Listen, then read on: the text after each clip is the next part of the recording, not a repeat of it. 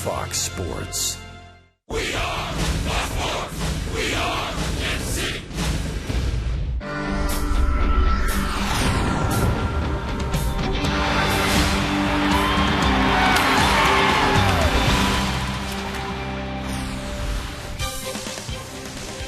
Royals baseball comes to you from hot and sunny Kansas City. The Royals and White Sox continue a weekend series after Chicago won last night 9-1. Hi, everyone. Welcome back to the ballpark. I'm Ryan Lefevre. Well, we played all 9 innings last night, but really the game was over after 3 when the White Sox had an early 7-0 lead. So Chicago, they've been down and out all year. They'll try and build on last night's game. The Royals don't want to build anything off of last night's game except for one thing, and that would be the way Eric Hosmer swung the bat. Hosmer, early in the season, batted just .250. He got a little bit better in the month of May. And at the end of May, the Royals added George Brett as their hitting coach and Pedro Grifol. And Hosmer now has hit 40 points better in June than he did in May. As we welcome in Rex Hudler, and you know, all season long, Hosmer has been getting hits here and there. I mean, his batting average hasn't tumbled way down below 200 or anything like that. But now we're starting to see him drive the ball again. Yeah, that's nice. And that's why baseball is played every day. It's a timing game. You got to find your timing. Sometimes it happens early, sometimes it happens in the middle. But while the weather's starting to heat up, so is Eric Hosmer. There is a reason for it. He's getting some mental boost by George Brett, no question, but his mechanics are starting to flow. The bat head is level. It's level to the zone. And to turn on that inside pitch and drive it out of the yard, we haven't seen that since he got here in 11. So what's good is the guys are drinking the Billy Bob sauce. It's beautiful. Billy Bob, hit it a ton. Whatever they're on, keep it up because they got to get some runs for Wade Davis. Who's pitched very well in June, and his career ERA against the White Sox is 1.78.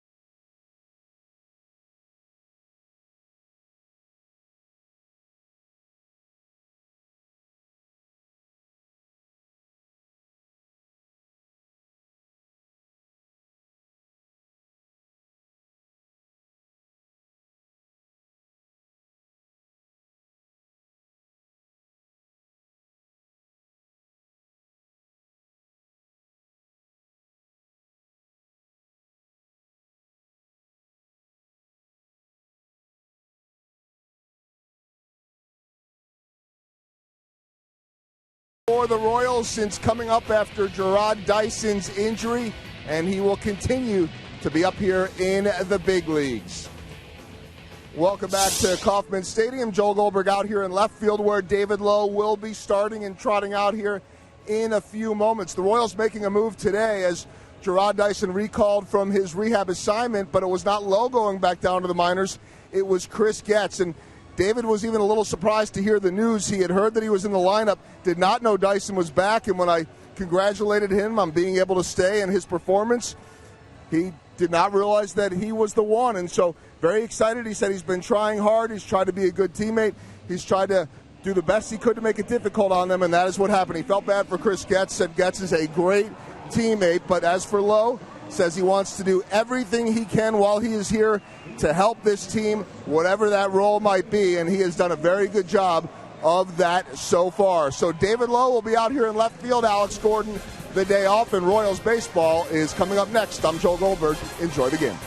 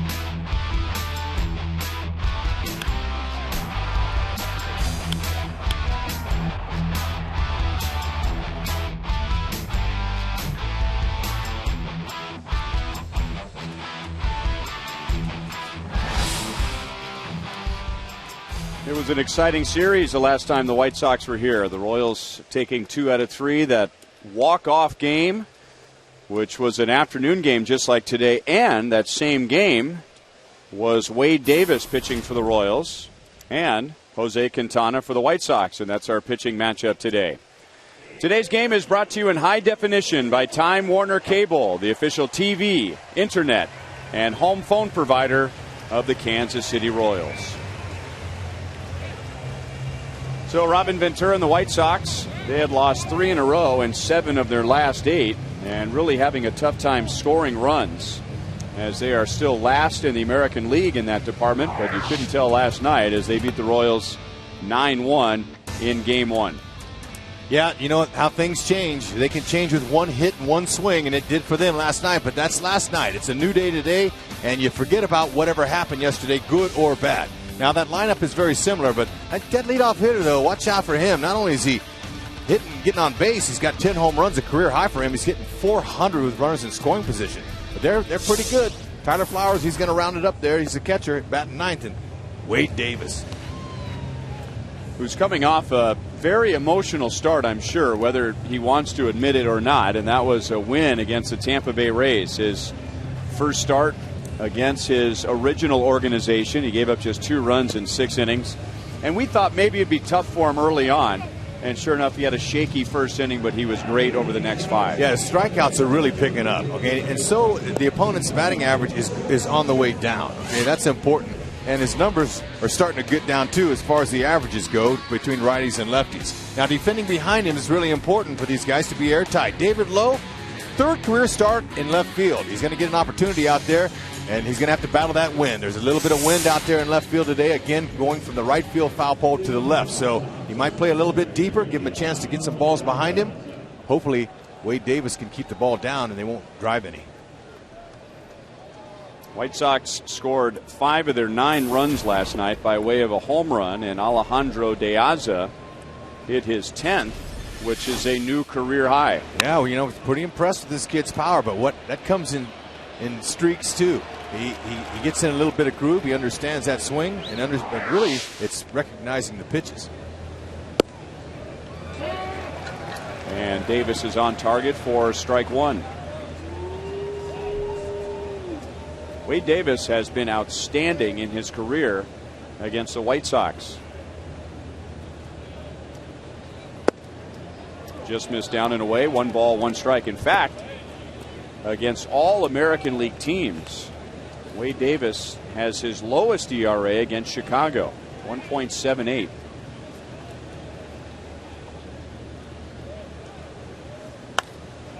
Off speed and popped up. Going to be a tough sky with the bright sunlight, and Mike Moustakas with his glove out in front of his eyes brings it down for out number 1. Okay, Wade Davis is going to challenge guys down low in the zone is what he's hoping. He's got a fastball that couldn't reach 94 miles an hour. He's going to try to sink it a little bit. He's got a good 4-seam fastball, and really when he's going good, he told me just a few days ago, he likes to pitch inside and knock him off the plate, set him up with that big breaking ball that he uses, and he cuts his ball a little bit too. And he also changes speeds on his pitches. But recently, his last 3 starts, he's been keeping the ball down, using his defense, and piling up some strikeouts. And he gets Ramirez to chase the first pitch. And Hosmer in foul ground brings it down. 4 pitches and 2 foul outs.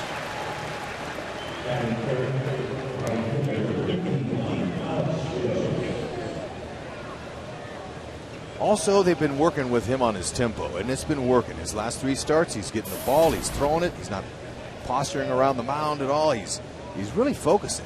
And this is what Jim Hickey, his pitching coach for the Rays the last few years, told me. He says, you know what, for some reason, he's not exactly a slow starter, but he seems to build as the season goes on, and that's what we're seeing.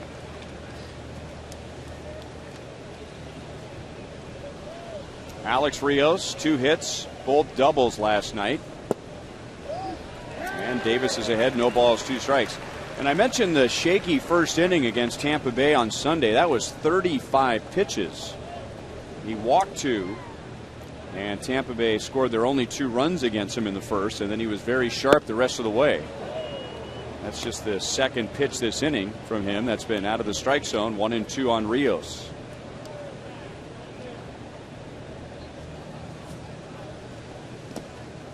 Two balls, 2 strikes. That's Mike Everett behind home plate, the umpire for tonight's game. He's got 14 years in, working on his 15th year here.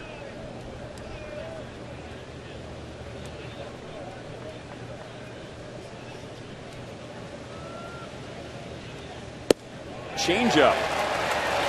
So this first inning consists of 9 pitches. He gets his first strikeout, and he gets the White Sox 1-2-3 to begin the game. What a difference a day makes. Way to get after him. Now get him some runs.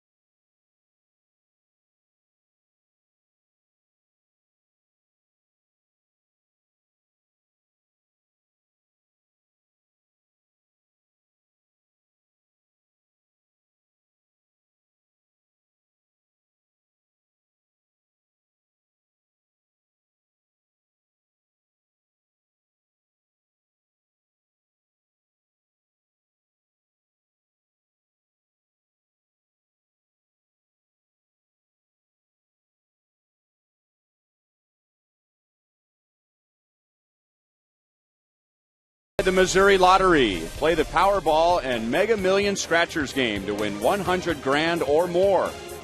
And by your Kansas City Chevy dealer, the official vehicle of the Kansas City Royals. On a hot day in Kansas City and a rare Saturday afternoon game, the Royals are 7-3 in their last 10 games here at Kauffman Stadium. And the lineup today with Alex Gordon getting the day off when he came out of the game early last night. Alcides Escobar will lead off. Miguel Tejada will be at second base. Mike Moustakas back in the lineup at third. Facing Jose Quintana, and his first pitch is in for a strike to Escobar. Alcides had just 2 at-bats last night. He was hitless, and that put an end to a 7-game hitting streak. No balls, 2 strikes. Hey, Quintana, he's not overpowering. He's going to go 88 to 92, try to sink his fastball. He's got a big curveball that he'll use for lefties and change-ups to righties. Strikeouts, he's not a big strikeout pitcher. He's more of a contact guy. 25 walks, not too bad. 1-2. But, his last start, he was pulled after throwing 104 pitches in just 4 2/3 innings. So he's typically a guy that throws a lot of pitches early. They can get to that bullpen if they can milk him a little bit. Hold just foul. Still 1-2.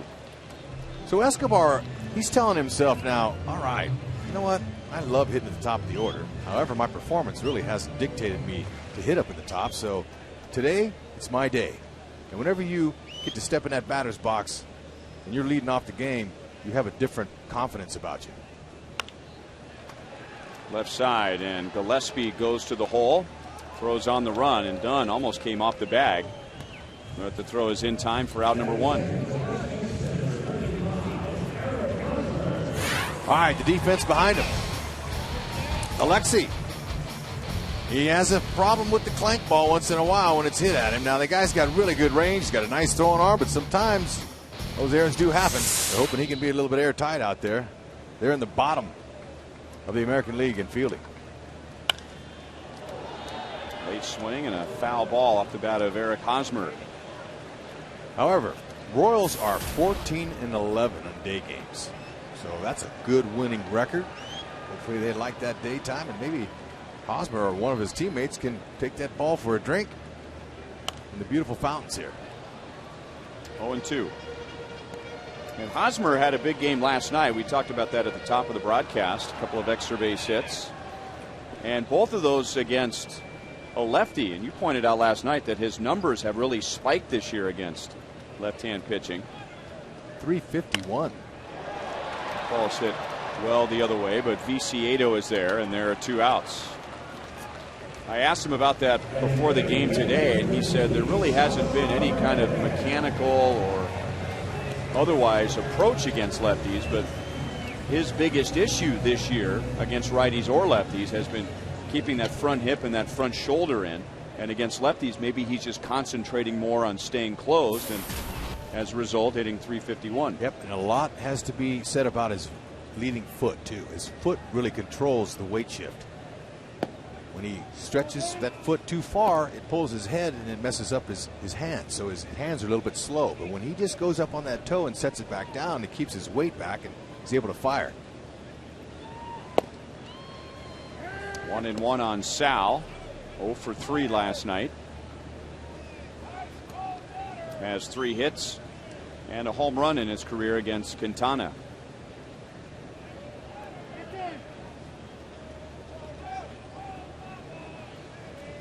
Had 11-game hitting streak, but then since then he's been 1 for 20. He's kind of fallen down a little bit. And not a very good swing there. 1 ball, 2 strikes. But still at 294, that average is second behind Joe Mauer for catchers in the American League. He's hitting 330.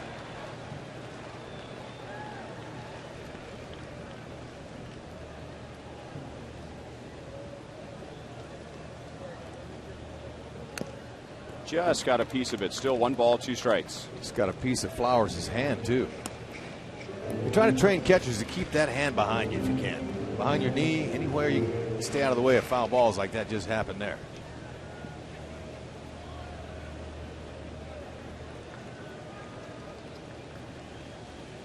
Now they're going to set up inside on Perez, and Quintana misses inside, 2-2. Yeah, let's see Flowers. See Flowers, he doesn't tuck it behind him, and then sometimes that happens. That hit off his forearm. Now, had that hit off of his knuckles, that'd be a different story. But he keeps it right there. He's not too worried about getting hit. Perez picks that one almost off the dirt and hits it to De Aza in center field. So Quintana matches Davis with a 1-2-3 first inning.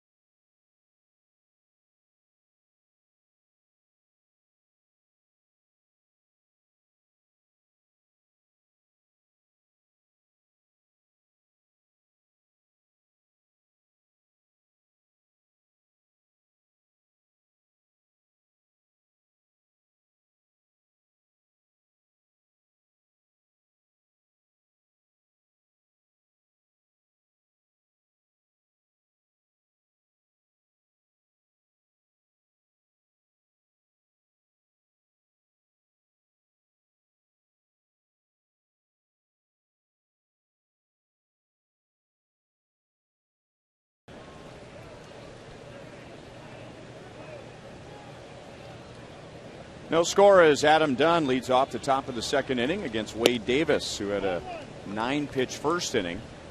Ball 1-2 Dunn.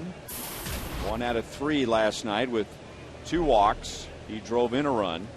His 44th of the year. 2-0. All right, there's a little bit of shift going on in the infield. Ned Yost likes to move his fielders for guys that pull that ball, and at least on the ground. And you'd hope that Dunn hits it on the ground. He's got good power. He gets anything elevated. Big, strong guy. He can hit him. And swinging on 3-0, and a nasty short hop goes over Hosmer's right shoulder. And Dunn has a leadoff base hit. Man, watch your lips. You're a corner infielder. You better be careful out there. You never know how that ball's going to hop. Hosmer did all he could do. The ole. Stay down low and come up and try to get it. Ball hopped up on him. That's all you can do. Now, if you want to put your body in front of it, you can do that, but I don't think he had time to.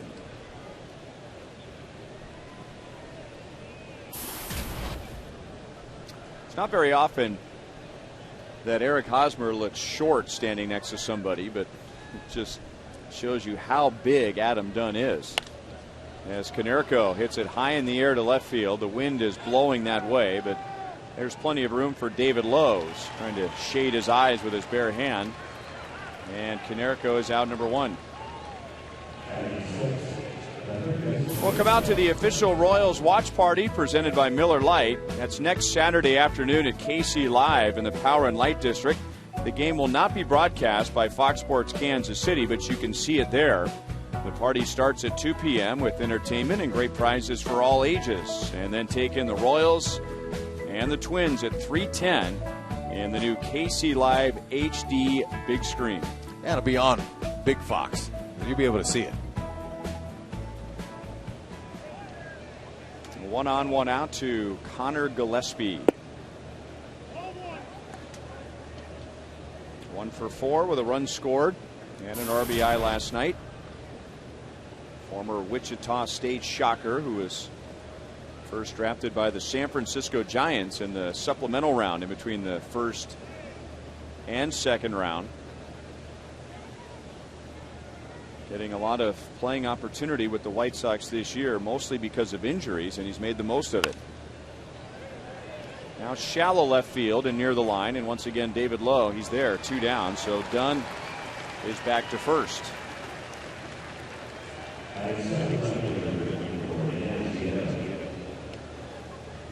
Well, all that talk, and it went on for about 2 weeks, if not longer.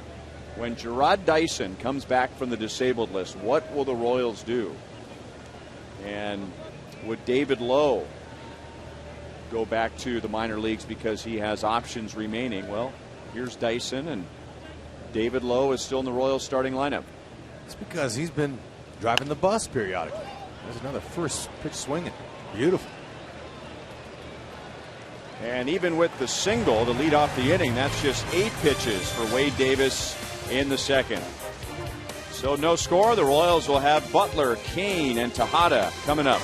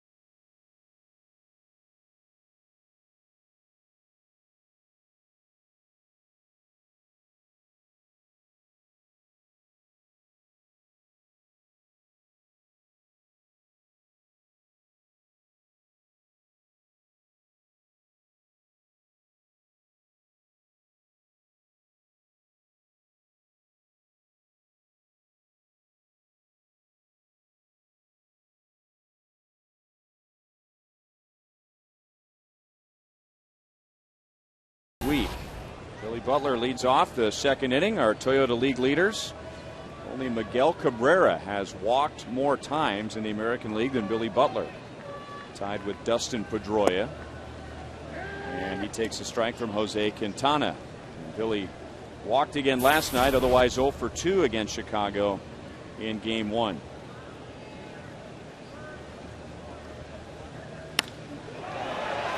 Left field and deep. KCA is back, and he makes a play on the track. Didn't sound like he got all of it. No, it didn't.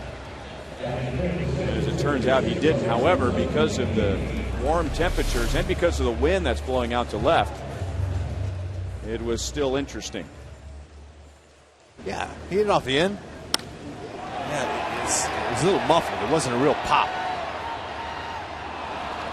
And that sound, that helps the outfielder. He can tell. Lots of times when the crowd noise is down and the contact happens, you can tell. And Viciedo, he put his arm out like, I got it all the way. The outfielders, they have about 2 seconds longer to react off the bat than an infielder. So they've got a little bit more time to figure out the sound, the carry of the ball, the swing. It's interesting getting to play infield and outfield. I learned a lot about the different positions, how different they really were. Left fielder, the ball hooks. Right fielder, the ball slices. Center field, the ball's a little bit truer, a little straighter because you square it up. There are a lot of little things that go into being a good outfielder. The wind, everything's about the conditions, especially when you're outdoors. That wind can really affect the play of a game of baseball. Kane drives it into right center field. It's slicing, and as a result, it slices back into Alex Rios. 2 down. Yeah, too bad. Off the bat, looked like it had a chance. Those guys with speed out there, they can really close it down. Don't forget, every Wednesday is Ink Student Night and Local Music Showcase. Just show your valid student ID at the box office. You'll get a $7 ticket.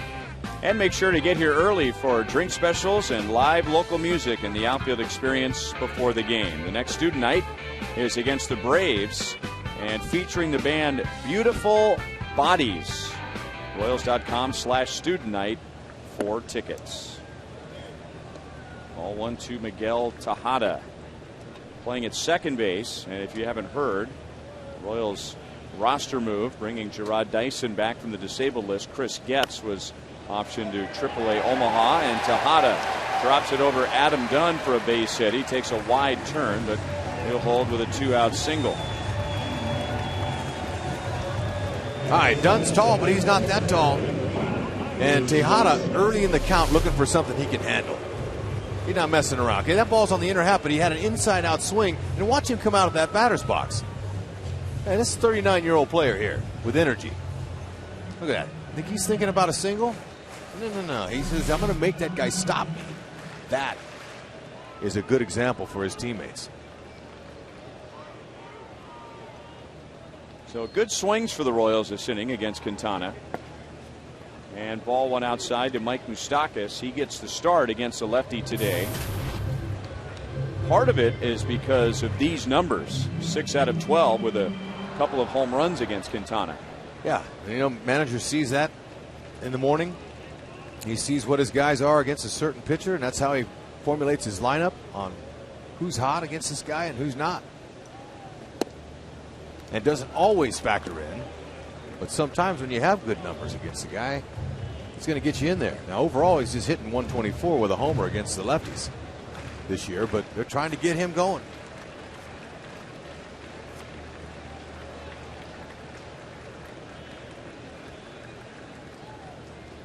And being 4 for 8 in his last 2 games, that's given him a little confidence. And just to get those singles going, and then hopefully something better comes off of his bat. It looks like he's trying to incorporate a little more movement at the plate before the pitch comes in. More movement of the hands, rocking to his back leg as the pitch comes in. Yep, it's all about timing. It's good to see him making some adjustments. Because look, the pitchers are making adjustments against him. You've got to make adjustments in yourself too. And being loose like that is a key to reaction.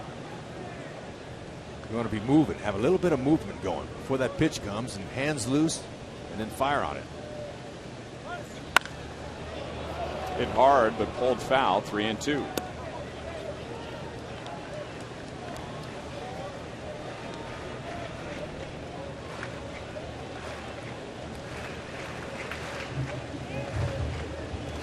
Moustakas did not play last night. Miguel Tejada was at third base. And now Tejada is at second today, opening up third for Moustakas against the lefty Quintana. And now Tejada runs, and Moustakas pulls a curveball foul, still 3-2. Okay, there's a 3-2 breaking ball. If he did it that time, he'll try to do it again. Moose a little bit ahead, just needs to wait back a click. Tejada's getting a little exercise in this hot day. Moose, he's taking a little extra time, staying out of the batter's box, letting Tejada get his wind back. He'll try it again.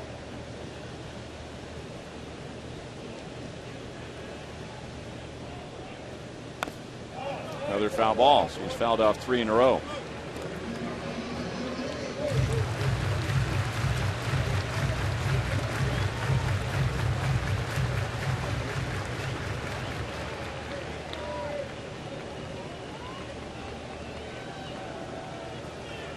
Quintana is not your typical lefty, meaning he doesn't give left-hand batters a bad time. They hit over 260 against him. And this time Dunn sneaks in behind Tejada, and Tejada was ready for it.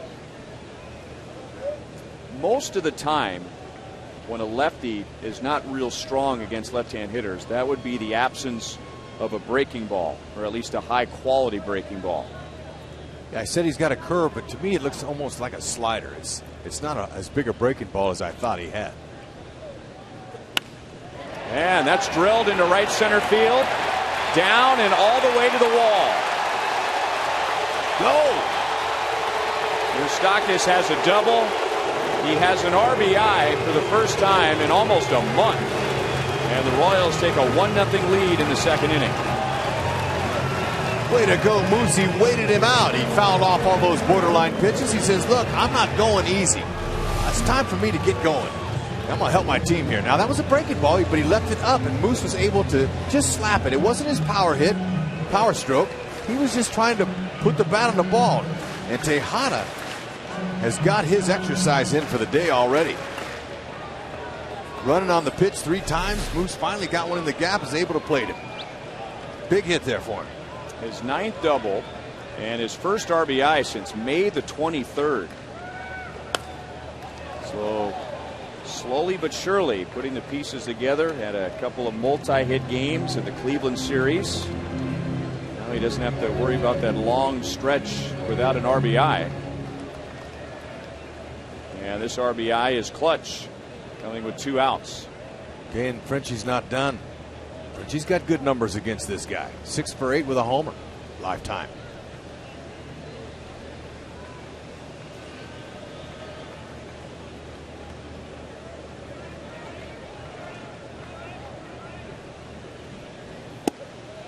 High and tight, 1 ball, 1 strike.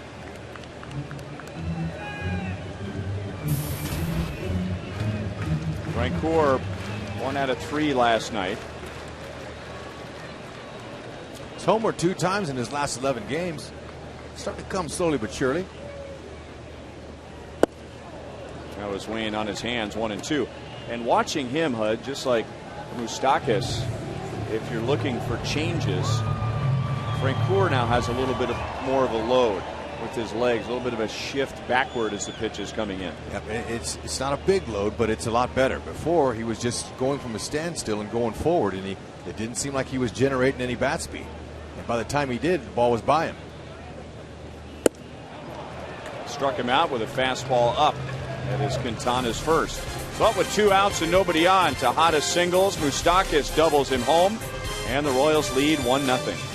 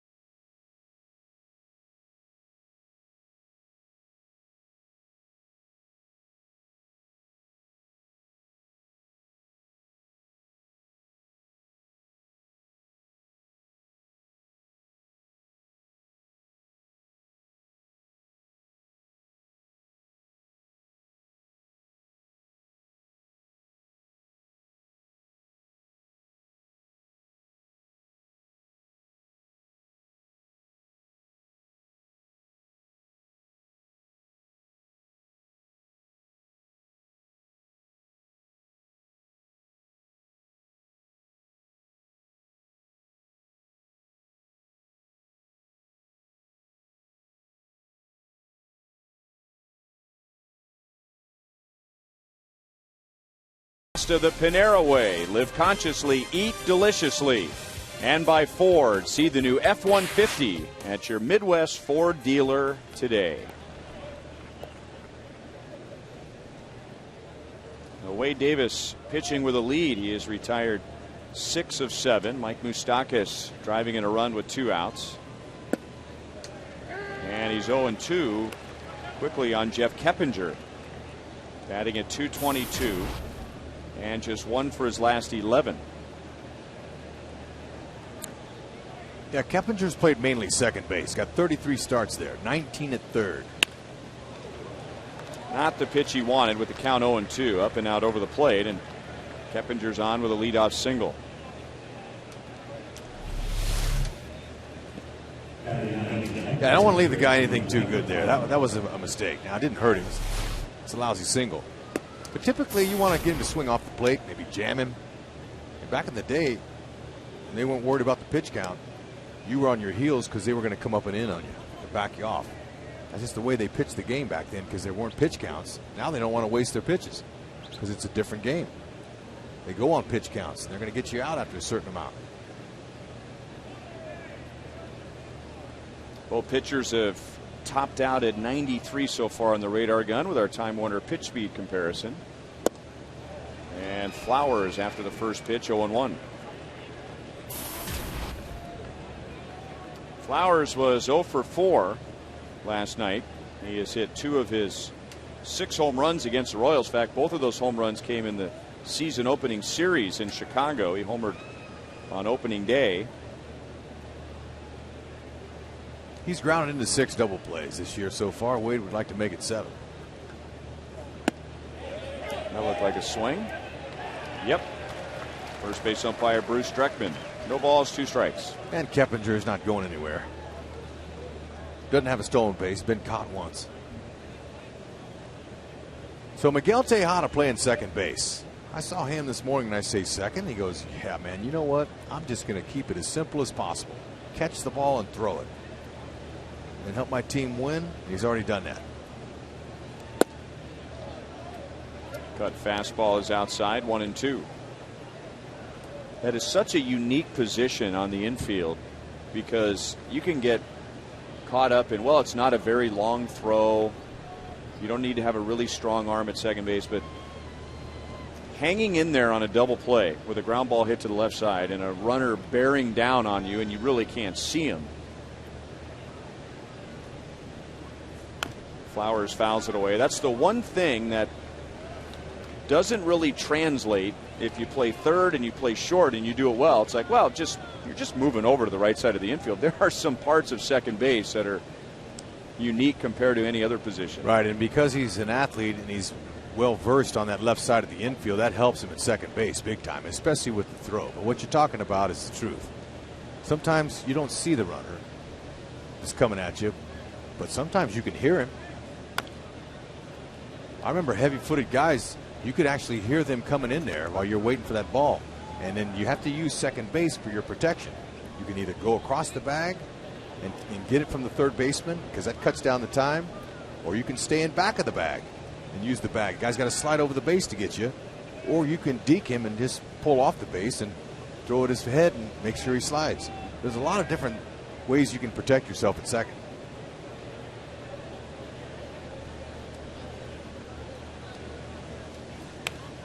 Another foul ball. You know what's also interesting about that position too? There are a lot of very short throws sometimes at second base if you're fielding ground balls moving toward the first baseman.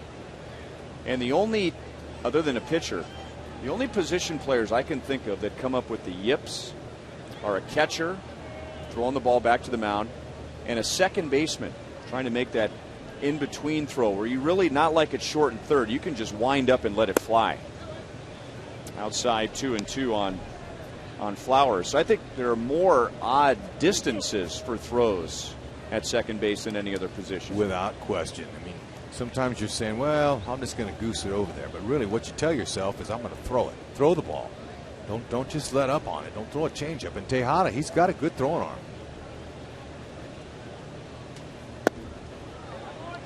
And the count goes from 0-2 to 3-2 on Flowers.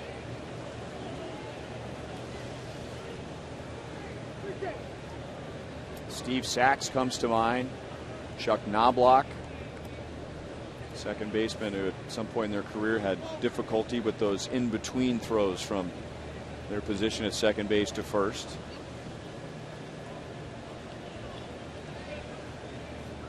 And Flowers walks, so Davis really let him get away. The count was 0-2. And now the Sox have 2 on with nobody out. Well, a couple of those swings that Flowers took on the ball elevated, I think that got into Davis's head a little bit. Saying, you know what, I got to be careful with this guy. He's got some pop. But the importance of finishing guys off is huge. You got to sometimes just take your chances with a 2-seamer down low. Maybe he hits it. That's how you keep your pitch count down. Mike Moustakas went over to talk to Wade Davis in the event that De Aza drops down a bunt, making sure everybody's on the same page. De Aza does have 3 sacrifice bunts. He also has 10 home runs. So when you have a guy going like that, you might let him go ahead and turn it loose. And that looked like something in between. That did not look like a sacrifice at all. Sometimes when you get the bunt sign, you don't really want to do it, but you do it. And you maybe try to get a base hit out of it while you're at it. And then if the count, you fell off another one, now you get a chance to swing away. Looked like he was trying to bunt towards third. And now down to the count, no balls, 2 strikes. It seems simple, but there's a difference between a sacrifice bunt where the hitter has literally given themselves up and bunting for a base hit. And it's the guys who try to do both. They're neither sacrificing or bunting for a base hit. So they're caught somewhere in between. And I'll bet you, Hud, 85 to 90% of the time when that happens, they foul the bunt off. Right. It's a visual, it's a body language thing. You can see it. But I tell you what, a winning player is a guy who executes that play, and he moves the runners. And it doesn't look like a lot, but it moves those guys over, especially with nobody outs. And you gain favor with your manager, with your teammates, and you become a machine. I remember Jay Bell for the Pittsburgh Pirates. He used to hit second, and he would sacrifice bunt the whole game when he had to. He bunted all the time, and it helped Jim Leland and his Pittsburgh team. There you go. Great pitch. Backdoor, if you will, cut fastball that De Aza gave up on, and it nailed the outside corner, and a big strikeout for Davis. 1 down in the 3rd. Yeah, De Aza gave up on it. He thought it was going to be down.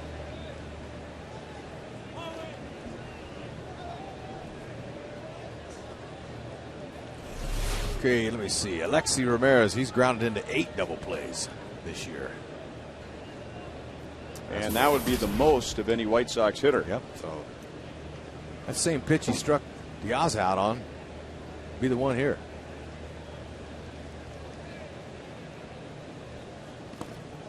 Walked by Perez, ball 1. Ramirez fouled out to Hosmer at first base in the 1st inning. You look up on the scoreboard, he's hitting .279, but over his last 10 games, he's hitting .386.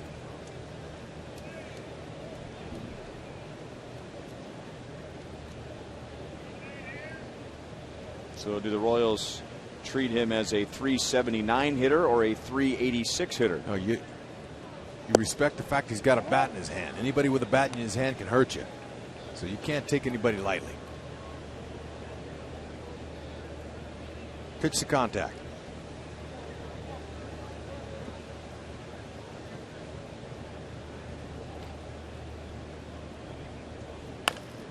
On the ground to Moustakas. He will run to third, and that's the only out he will get. Looked like he couldn't decide whether he wanted to charge that ground ball or play back on it, and playing the second hop took away the double play. Yeah, and so here's his options. You go get that ball, you got to throw to second off balance. Okay, he could make a bad throw there. And also, Ramirez runs pretty well, so he decided to go back on it and take the out. Okay, that's not a bad play. So he would have turned that into a very difficult play had he charged it. So first and second, 2 down to Alex Rios. And he struck out on a changeup in the 1st inning. Flowers is at second. Ramirez is at first. Outside for ball 1. And to say that Rios has struggled against Davis would be a huge understatement. He is 0 for 16 in his career against Wade Davis.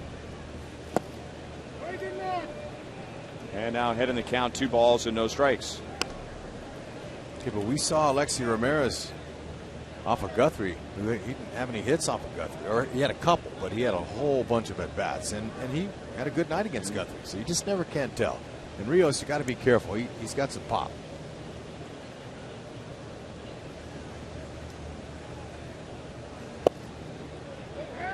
Two and one.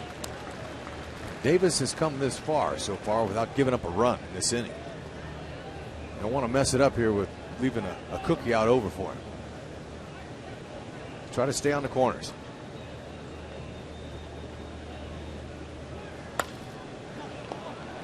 Up the right field line, shallow, Francoeur, and it is just foul as he goes banging into the padded wall.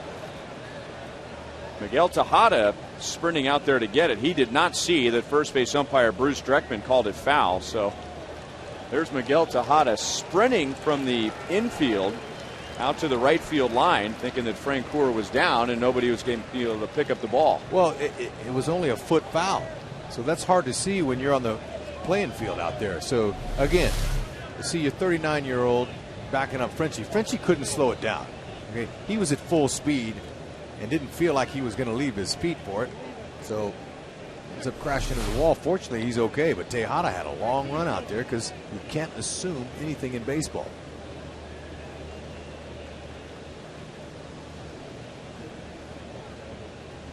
So 2-2 on Rios, and Perez gets a glove on it, but the runners will move up. That puts 2 runners in scoring position on the wild pitch, getting Flowers to third and Ramirez into second. Third wild pitch from Davis this year.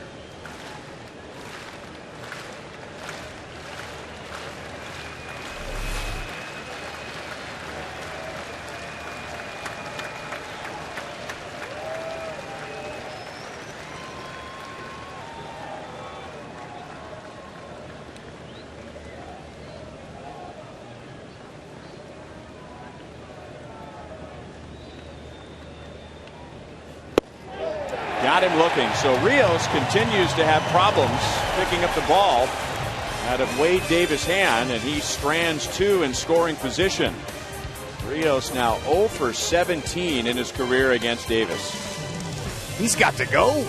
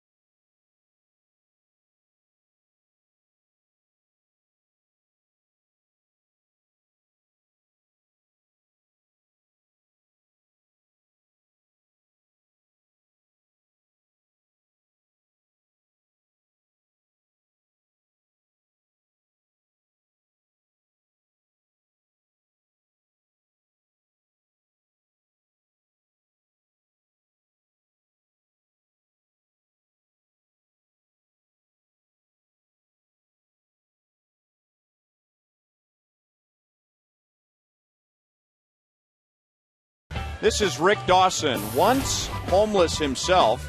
Rick is now the director of Heart and Hand Ministries, a faith-based community outreach organization passionate for the poor and unemployed.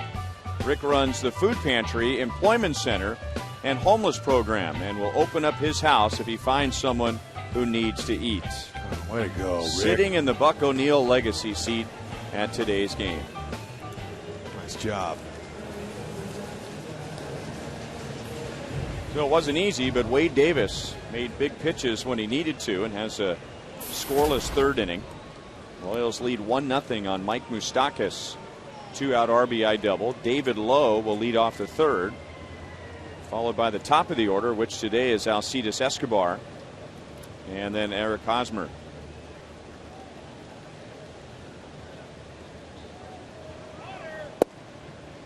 Strike on David Lowe, 0 for 2 last night. This is his first career at bat against Quintana. David's 3 for 9 off of lefties.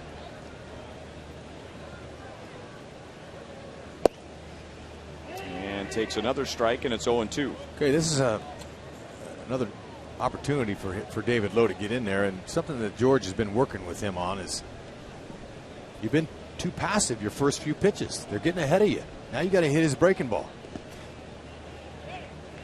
And sometimes getting that fastball before he gets you is important, and Lowe has been having to hit behind the count a lot. We're just trying to get him to be a little bit more aggressive early.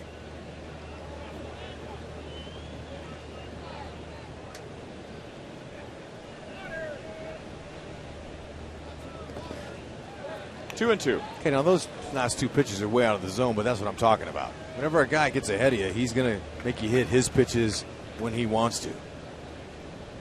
That's the whole advantage of a pitcher trying to get ahead of you. That's what they want to do.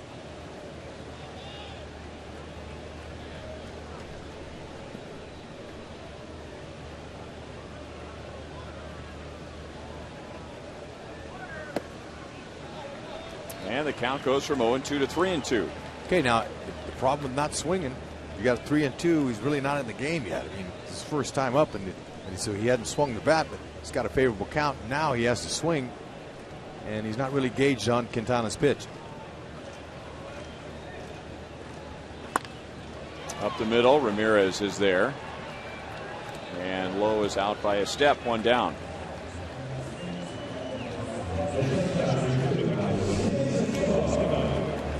Okay, that's not a bad at bat. Made some contact, like how he ran 90 feet. Fans, the next installment of T-Shirt Tuesday is coming this Tuesday when the Braves are in town. And the first 10,000 fans receive a Big Game James T-shirt, courtesy of James B. Nutter. And the gates will open at 5:30 for the 7:10 game, so you want to get here early for that. The first time ever the Atlanta Braves have visited Kauffman Stadium. Oh, that'll be great. I want one of them shirts. Escobar grounded out to third, first time up. This is temporary today as Alex Gordon gets the day off. Escobar leading off, and Ned Yost tried that earlier this season, and it was just apparent that Alcides was not comfortable in that position of the order. He was just 2 out of 13 before today in games where he's led off, and he hits it on the ground again to third, and Gillespie will throw him out, 2 down.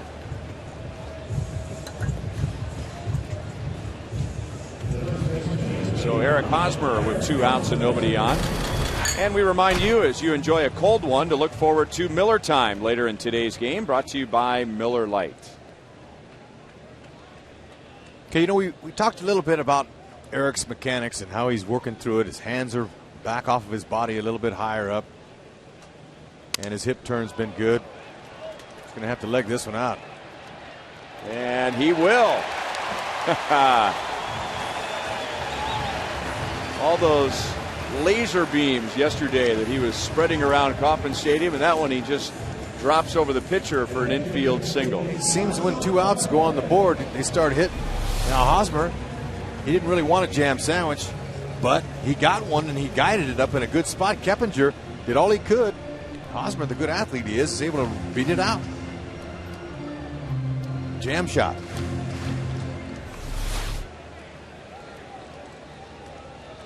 And the Royals scored their run last inning after 2 outs and nobody on. Tejada singled and Moustakas doubled him home. Ball 1 to Salvador Perez. He flied out to center field in the first inning.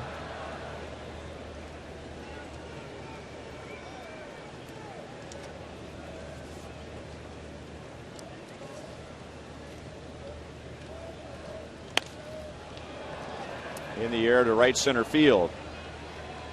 Alex Rios makes the play, and that's the inning. We've played 3 at Kauffman Stadium, and the Royals lead the White Sox 1-0.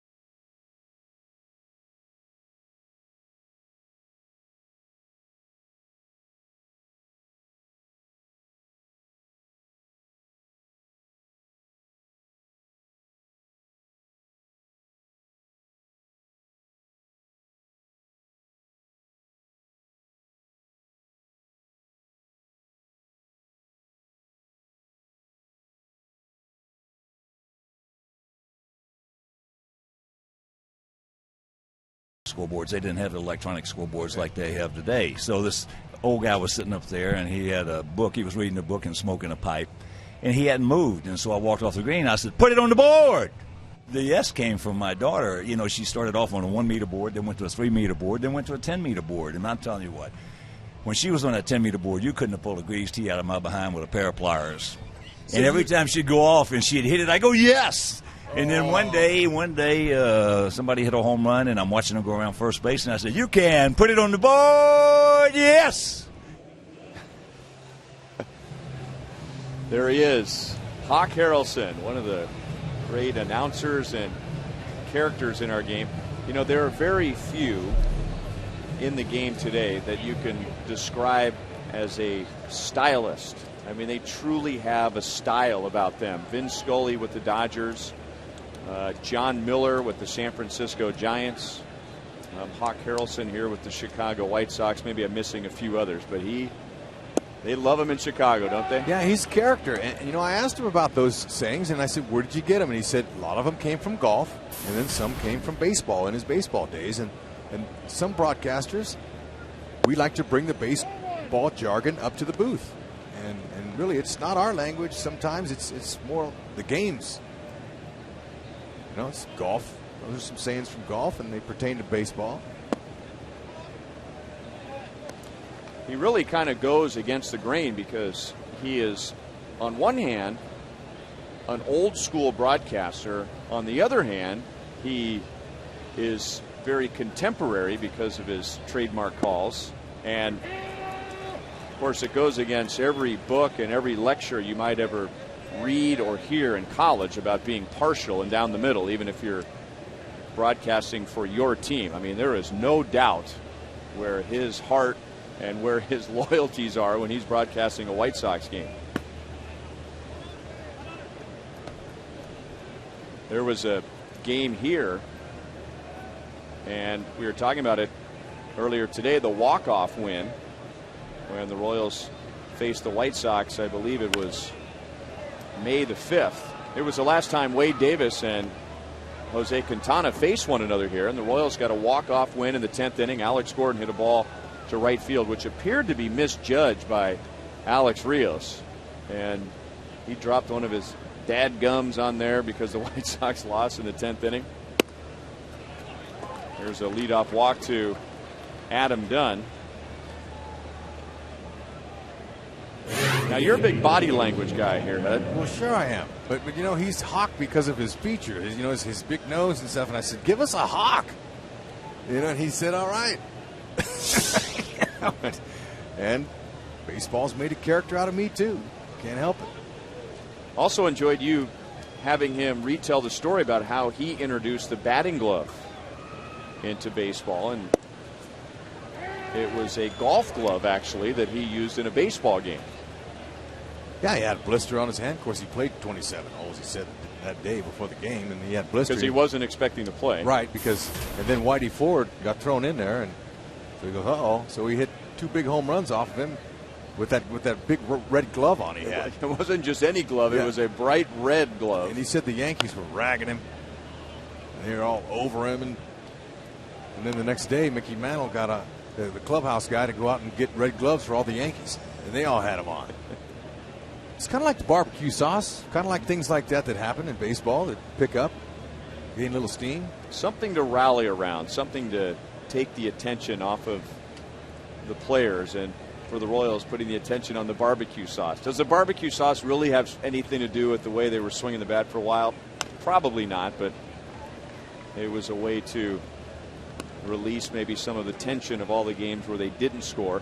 I think Hawk Harrelson, in addition to the batting glove, was also the first guy who pulled his stirrups up, because for years they all back when you could see the socks below the pants, they had the arch in front of the foot and then a bigger arch in the back of the foot. He was the first one that just pulled them up really high, I believe, where you just saw stripes on both sides of the legs. And he might be one of the first to ride the Charlie O, the mule. There he is. Look at his teammates. That was the Kansas City A's, 1963 to 1966. Hawk's character. Look at him. Teammates are. Look at the smile. Those guys they're losing it. It's beautiful. I mean, that mule's galloping too. It's not like he's just, imagine him getting thrown off and breaking an arm or a shoulder or something. You wouldn't see that today. Pass a diving Escobar, and with Konerko's speed or lack thereof, that's a double play, but a tough play. Escobar couldn't quite get to it.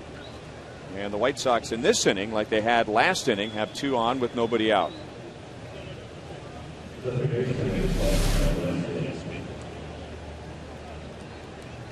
Okay, Escobar, good effort, just missed.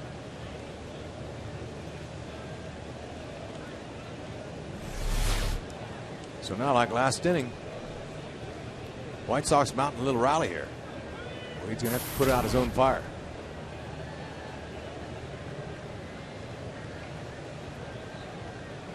Connor Gillespie flied to left in the second inning. Down and in, ball 1. Davis in getting out of the third after 2 are on with nobody out. Finished the inning off with a couple of strikeouts and sandwiched in between a ground ball force out.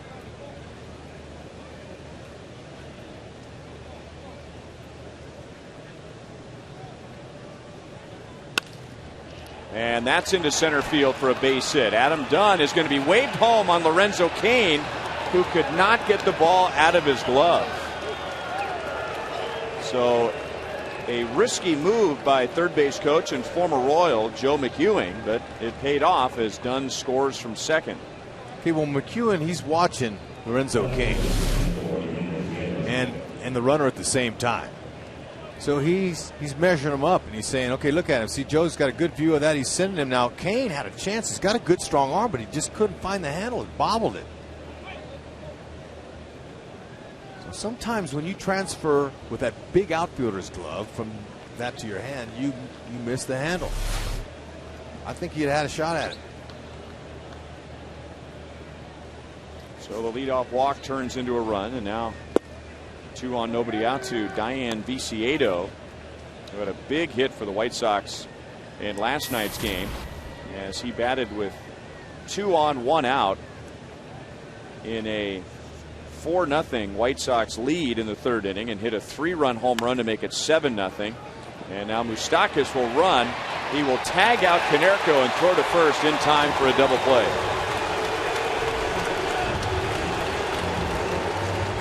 All right, that's a pick-me-up right there. And this is an opportunity for Moose as he decides what he's going to do based on how the ball's hit. Okay, you got to know what you're going to do with it. So he goes and gets the hop, and he says, you know what, I think I'll take the out here and then go ahead and get Viciedo, who's not that fleet of foot.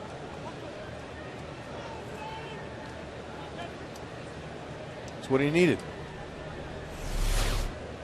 Pick up Wade Davis a little bit. And now Keppinger cracked his bat, and that will drop into right field for a hit and an RBI as Gillespie comes around to score. So Chicago takes a 2-1 lead, and for Keppinger, he is 2 for 2.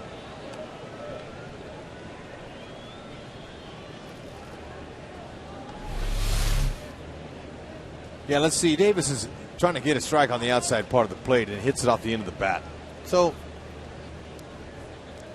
Keppinger was aggressive early in the count. Got to give that to him. Super Joe McEwen, third base coach. Look at him. He's staying all the way.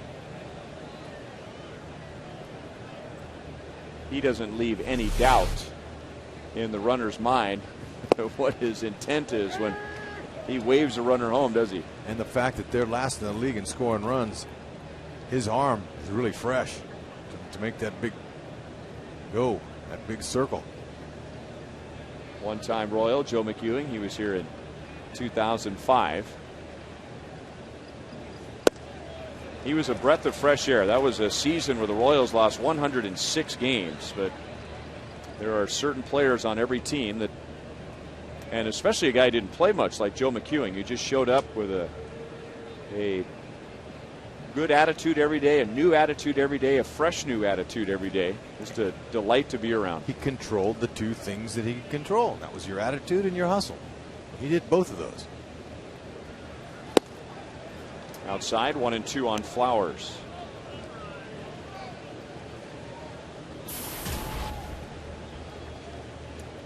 He walked in the third inning after falling behind in the count. 0-2. Able to battle back and reach with a walk.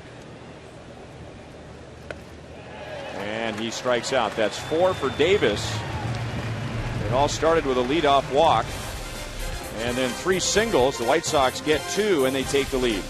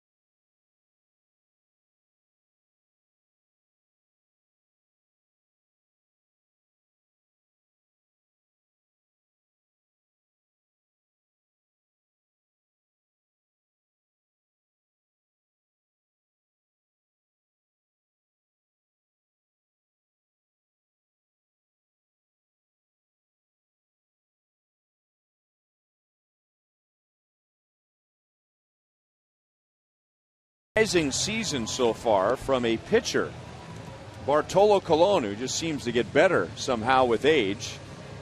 Patrick Corbin, the so-called number 5 starter for the Arizona Diamondbacks. That's fresh.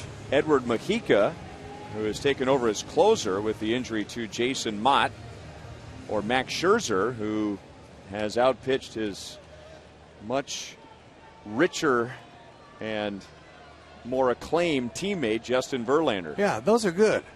I'm going to go with the Mojica and Colon. Because, really, Mojica, no one expected that guy to even make the team, let alone be the closer. He stepped up, man, and he seized the moment. Colon, gosh, it's amazing at his age how he's cruising.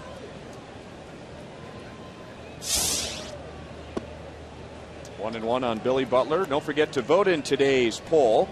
And you can enter for your chance to win 2 Crown Club tickets to a future Royals game, courtesy of Sprint. Sit right there, right behind home plate. 2-1 on Billy. He flied out to deep left field in the second inning. Didn't quite get the ball off the fat part of the bat and hit it to the warning track. Run down by Viciedo. So Butler, Kane, and Tejada coming up here in the fourth as Quintana pitches with the lead for the first time today.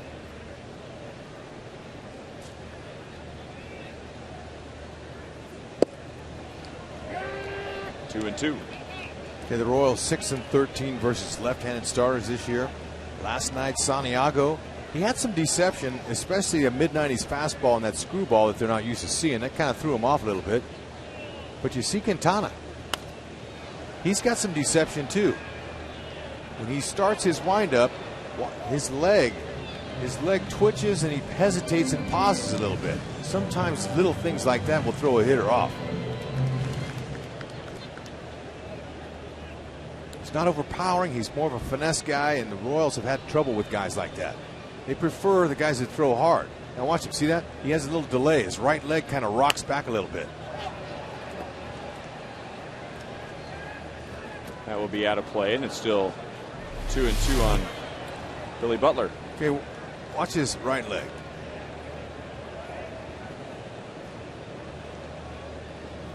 Comes up, uses the downhill plane. You can see he's right on top. He is from Colombia, the northwest part of Colombia, 80 miles from Venezuela. So the baseball influence spilled over into Colombia from Venezuela.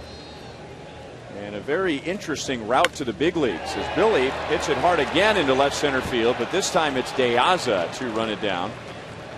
So Billy just missed a couple of extra base hits, and so far is a tough luck 0 for 2. Some guys, and especially a guy who comes from a country where there isn't a lot of baseball, you have to bring him along slowly. And he was drafted by the Mets in 06, released the next year, didn't pitch for a year. Then the Yankees signed him, and he pitched in the Dominican Summer League for the Yankees for 2 years before he even got to the United States. And then made his big league debut with the White Sox last year as Kane flies to right for the second time as Rios makes a play, and there are 2 down in the 4th inning. Big question mark for Quintana this year was how he would respond to his workload from last year. He threw 185 innings combined over the minor leagues and the big leagues, which was 83 more innings than he'd ever pitched before. But so far so good, an ERA under 4 in his first 14 starts. Tejada singled and scored back in the second inning, and that was with 2 outs and nobody on. Not a good swing there, 0-2. That was an I don't really know swing.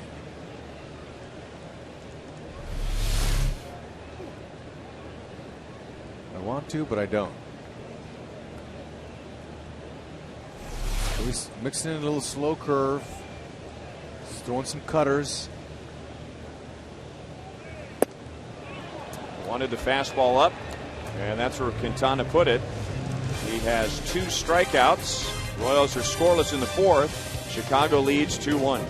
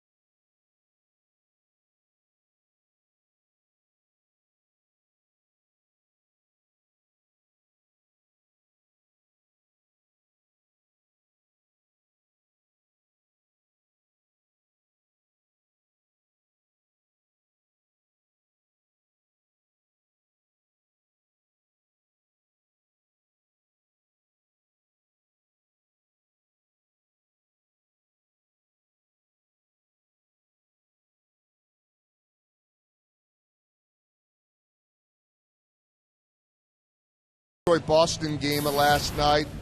Red Sox beat the Tigers, but Miguel Cabrera was 4 for 4 on the game, including his 20th home run of the year. It was a 3-run shot off of John Lester, and then John Lester quoted in the Boston Globe today saying of Miguel Cabrera and that pitch, probably throw the best changeup I've ever thrown in my life to a guy that's on a whole other playing field.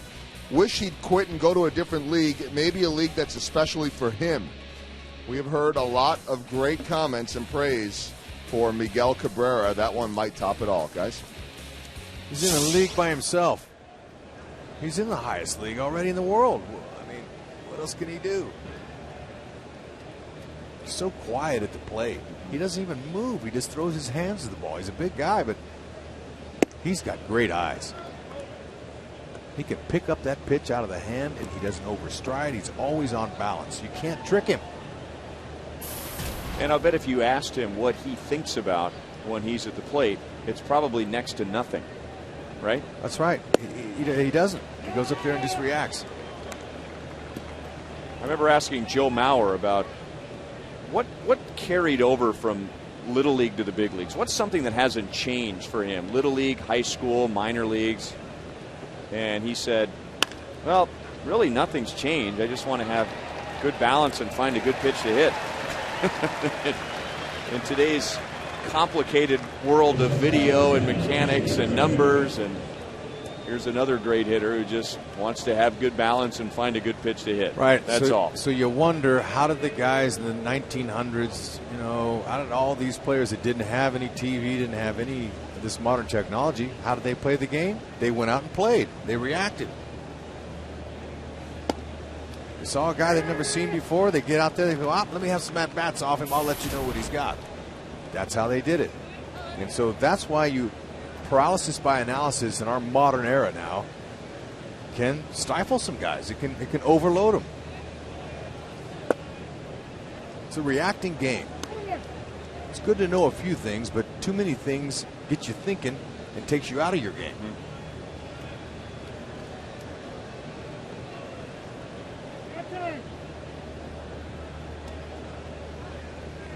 And I saw that big time that year in '93 when I played in Japan.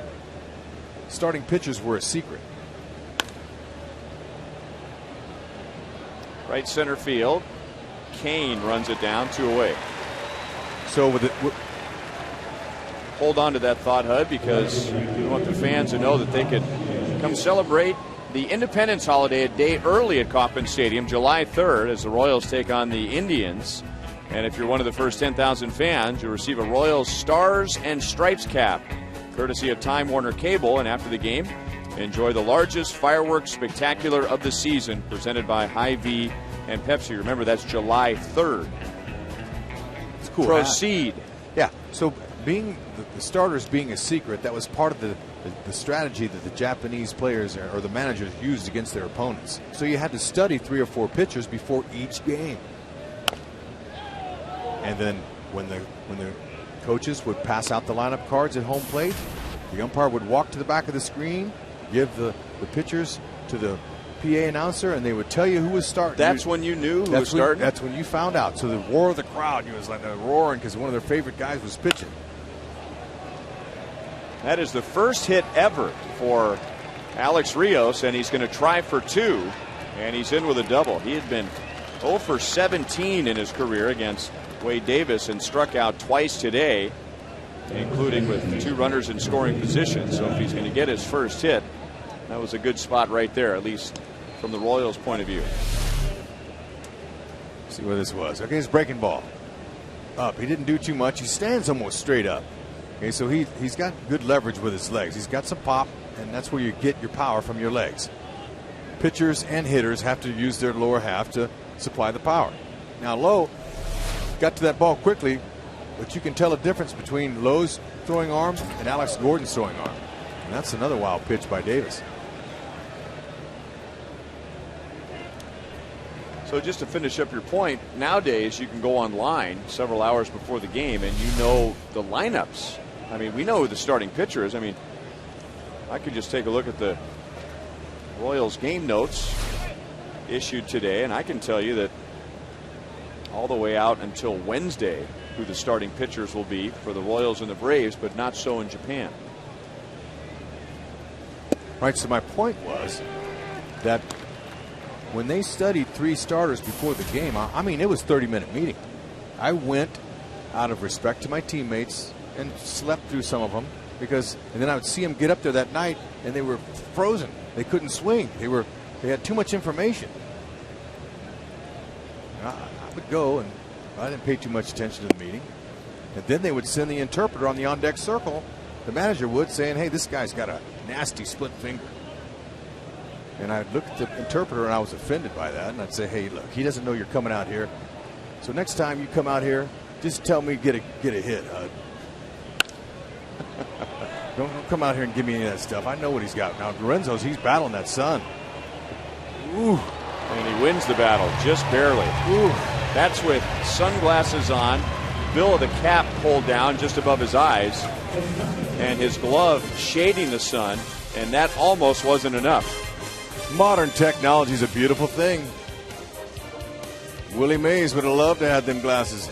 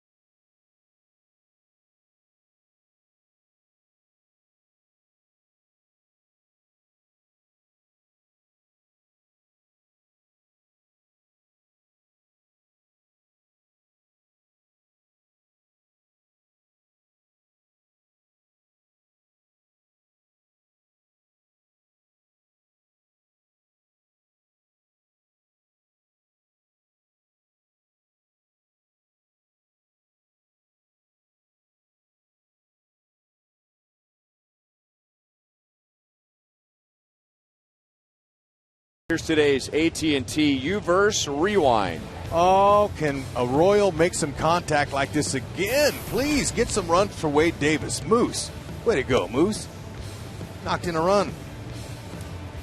Fired up. Hopefully something can happen here, and let's get her going. Fans are waiting. And he will lead off the bottom of the 5th inning. And with another base hit, he would see his batting average go up above 200. Oh, wouldn't that be a beautiful thing?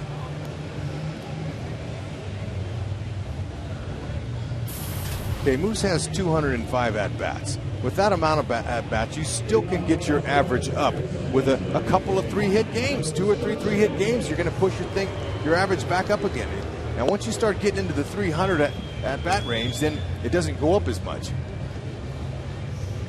So he knows it's not how you start, it's how you finish, and he's hoping that he can get himself right. I don't know about you, but I wasn't expecting Chris Getz to get sent out. I was thinking maybe he'd go with David Lowe. He had options remaining. They might send him back down, but it was Chris Getz. Some thought it might be Moose. But Moose, his last couple of games, he's gotten some hits. 4 for his 8 in his last 2 before this one came here.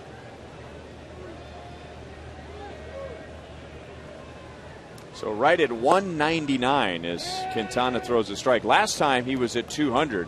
It was exactly 200 on May the 13th. So we're talking over a month. And in between then and now, He had fallen as low as 174.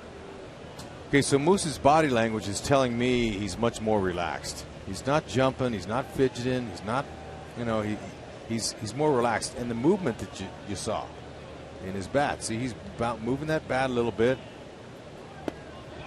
He's able to pick up the ball. Didn't look like he went on that. See the ball up. Keep the bat level. Okay, see the movement going. He's rocking. He's got a little rocking. And he's finishing back. You want to load. You want to go back to go forward. 3-1. Yeah, I like the way he's taking the ball. Pedro Grifol on the left, working the chart alongside George Brett. Pedro, a smart guy, bilingual, intelligent, well-spoken. It's a good swing. Ball was away from him. Doing a nice job. Took him a while to kind of get to see the guys first. He didn't have that clipboard. This little book of knowledge right here, he didn't have that his first couple of weeks because you don't need it. He wanted to just see what he saw, and was able to compute, maybe write a few things down. Now he's going to work on these guys with George. Oh. Quintana strikes out his third. No real argument there. Moustakas looked back somewhat surprised that it was called a strike by Mike Everett. Strike.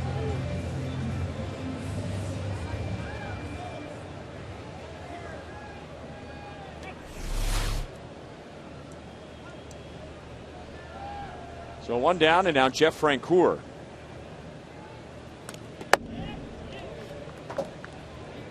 Quintana struck him out with a fastball in the second inning.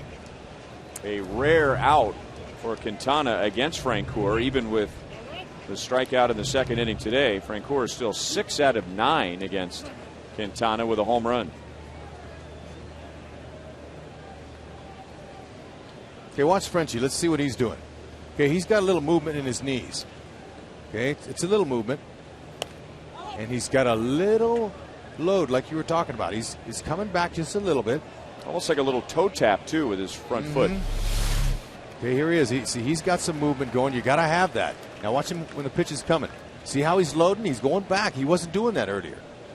That allows you to get more thump on the ball. And you get into a flow of the pitch that's coming. Didn't quite get it high enough. Flowers wanted that pitch a little higher, and Francoeur had a pretty good swing on it and fouled it straight back. But he's missing his pitch. That's his pitch right there. He's not going to see one now. A little 2-strike approach. You might try to doink one in there. Just outside.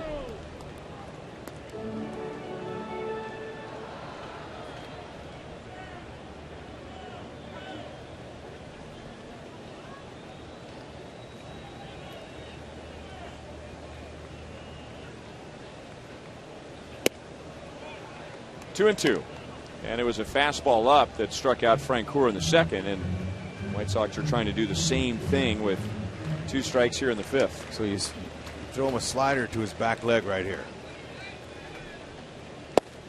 Oh, or back door, and again, no protest from the batter as they acknowledge Quintana just thread the needle and hit the outside corner. He has back-to-back strikeouts in the fifth. So Frenchie was expecting that breaking ball too. So he surprised him, stayed with the fastball. Well, Quintana's retired 6 in a row. He has struck out the last 3, and now David Lowe out on a ground ball to short in the third inning.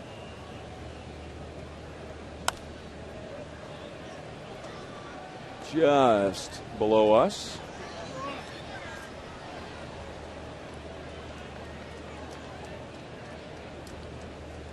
You pointed out when Lowe batted in the third that he took a couple of hittable fastballs early and fell behind 0-2. This time around, he was ready to attack on the first pitch. Yeah, now he's going to get another fastball.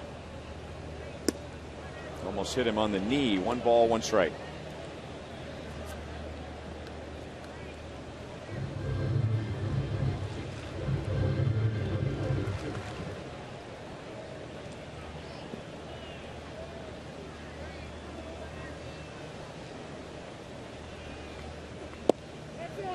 Just outside, 2-1.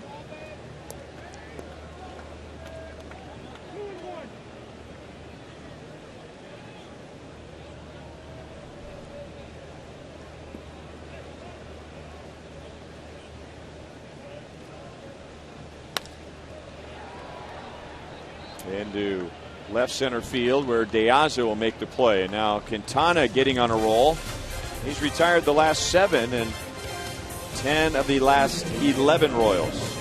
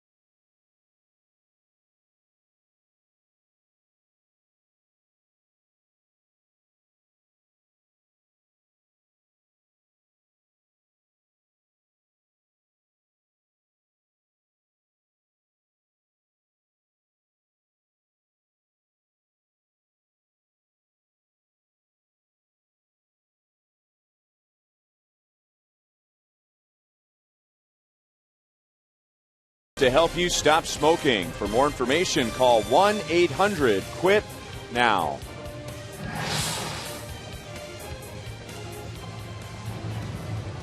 It's been very hot the last 2 days with that strong wind blowing out of the south, so blowing out toward left center field. It was a factor in the game last night with the White Sox winning 9-1. Really hasn't been a factor so far today as Chicago has a 1-run lead, 2-1 to the 6th inning. Paul Konerko, Connor Gillespie, and Diane Viciedo against Wade Davis, who throws strike 1. Konerko is singled and flied to left. Had a bases loaded walk in last night's game, giving him 143 career RBIs against the Royals. That's the most for any hitter against the Royals in history.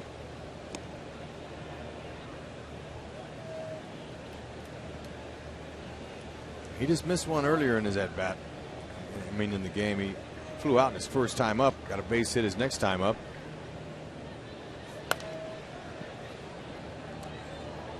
One and two.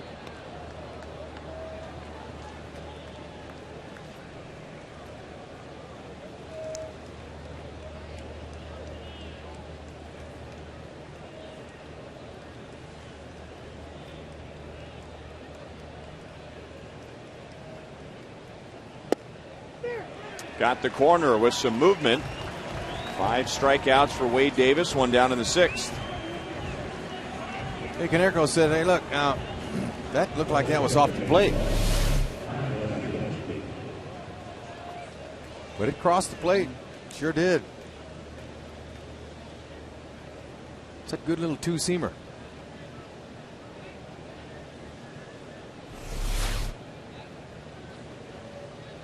Five strikeouts, 2 walks for Davis, and 5 in a third. In for a strike to Gillespie. He singled in the first run for the White Sox in their 2-run fourth, and then scored the go-ahead run.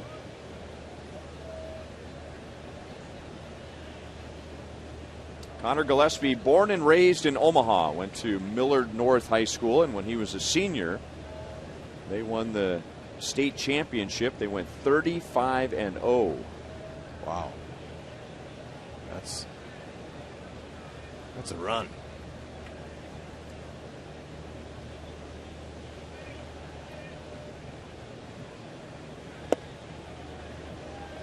1-1. When the season began for Chicago, Gordon Beckham, their longtime second baseman, had control of that position, and Jeff Keppinger, signed as a free agent, was going to play third, and Gillespie was going to be a backup.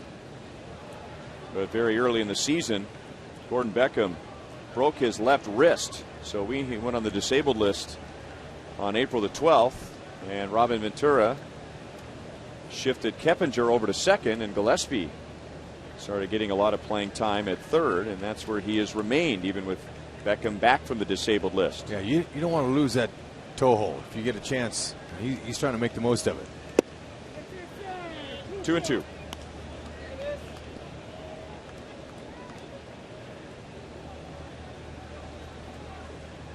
As far as rookies go, he's first in hits coming into this game with 47. Tied for second with home runs with 5. So that's pretty good toe hold for a young guy, first time through. And a guy who had been labeled as a backup infielder, which is a tough thing to break, especially coming in to start your career. So you say, okay, I get a chance, I'll show you. Good pitch in on the hand. Still 3-2.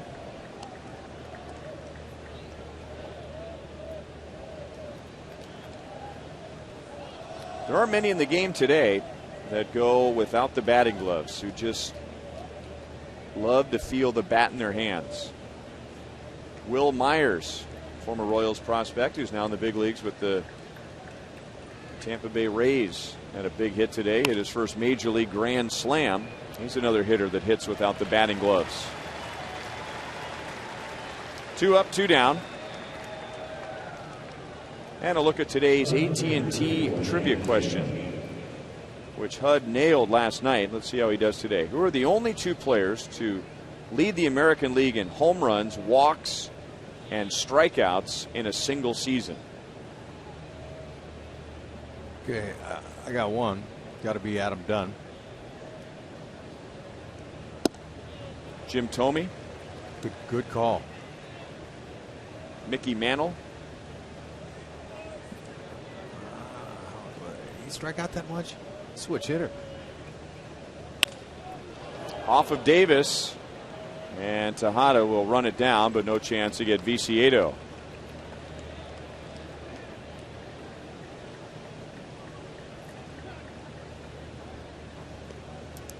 So whenever a pitcher gets hit by the ball, that always starts to raise a little concern. You wonder how he is, and it's not his push-off leg, it's his landing leg, but so far it seems to be okay.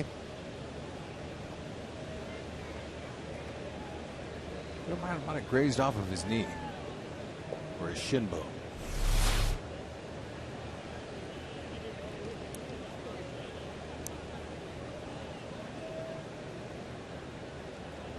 So now it's Keppinger is 2 for 2, and that includes an RBI. His 2-out broken bat single to right in the 4th inning is the difference. And Davis throws strike 1. Wade Davis, and we mentioned him hitting his stride in the month of June. He has only gone 6 innings in 5 of his 14 starts. However, he's 1 out away from doing it 3 starts in a row. He misses high, 1 ball, 1 strike.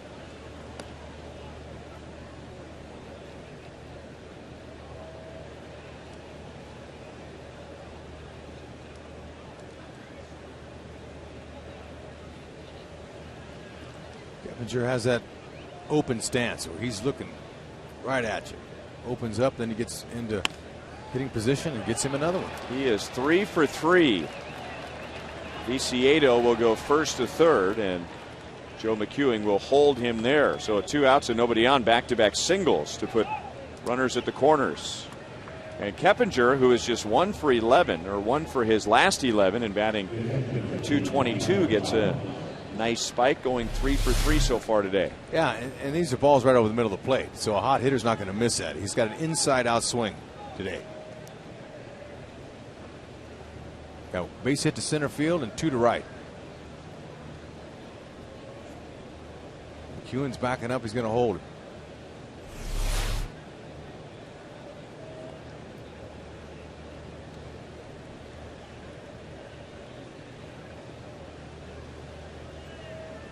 So Tyler Flowers, who has walked and struck out.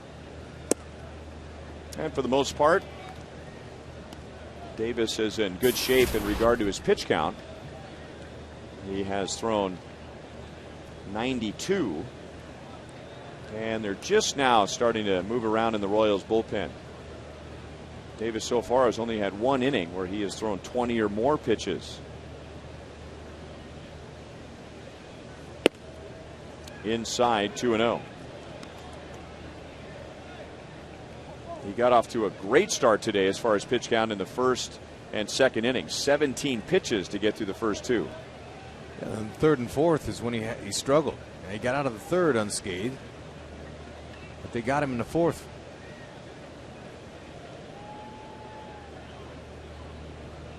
J.C. Gutierrez just beginning to play catch as Flowers loops it into shallow right. Francoeur comes up and makes the play. So the White Sox strand two.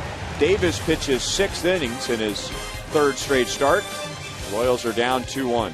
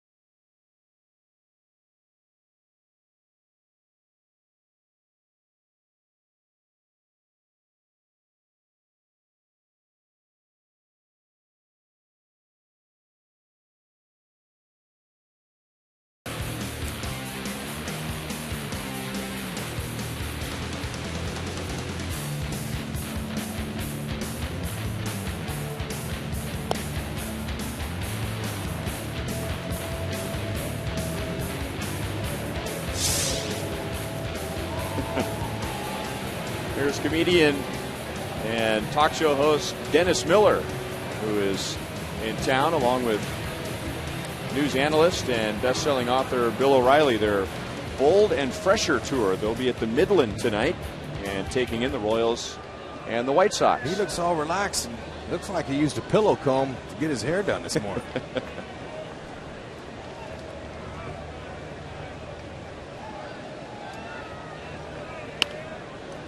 That's a fair ball with the Royals down by 1 in the 6th inning.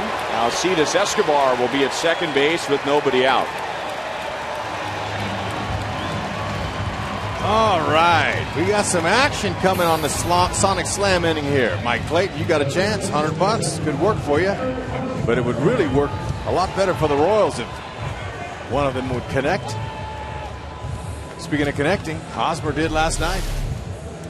We'll watch Escobar first. Little hanging breaking ball. That's the one you got to get. Anything elevated, and he got it. Pulled it. I wonder if Mike Clayton likes to visit the Pro Football Hall of Fame in Clayton, Ohio. I'm sure he's been there.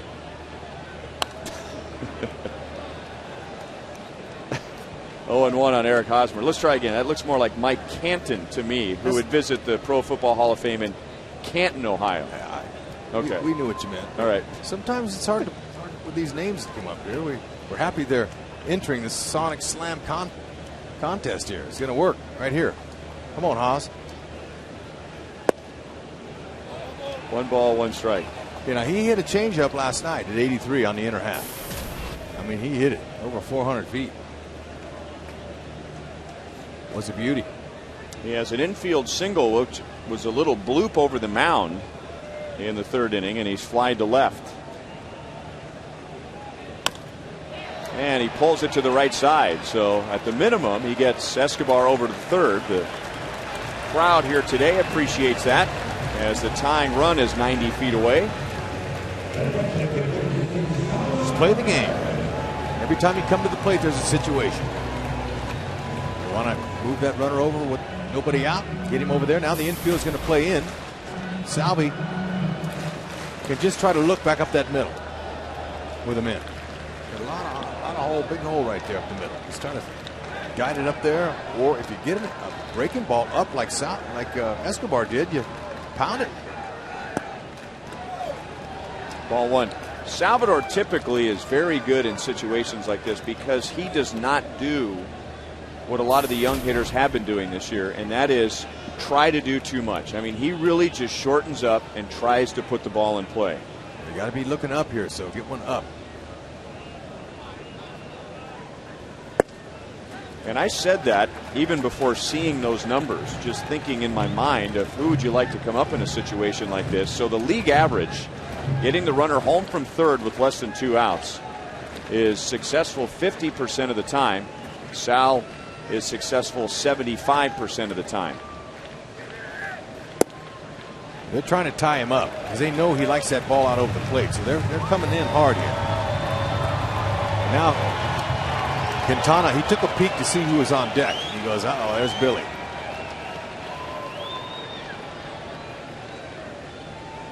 Why not give him a green light here, 3-0?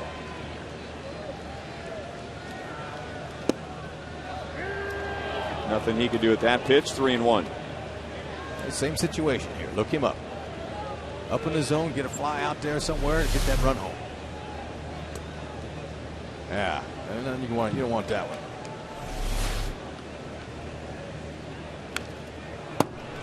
Three and 2.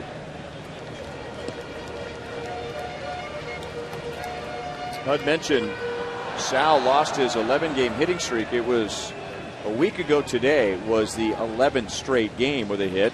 He was hitless on Sunday in St. Petersburg, and since then he's just 1 for 22, so he's due for a hit.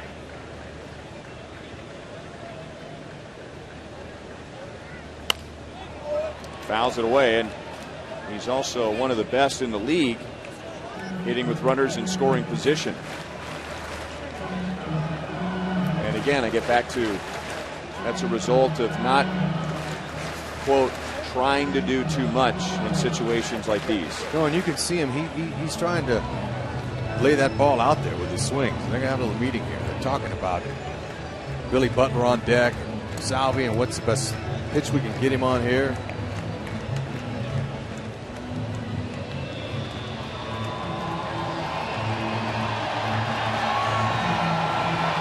Billy is 0 for 2 against Quintana, but both balls have been hit to the warning track in the outfield.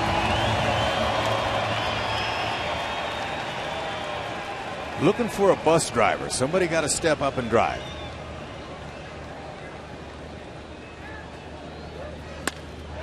Base hit left field. He comes through again.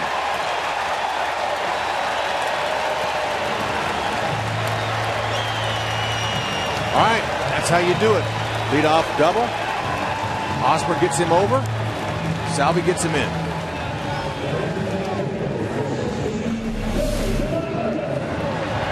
Total mistake, saying hit me, hit me, hit me. Salvi did, not trying to do too much. Now Donnie Cooper's going to come out, have a little talk with his left-hander who's running into some trouble there. You see that? Nice and easy. Big hole there.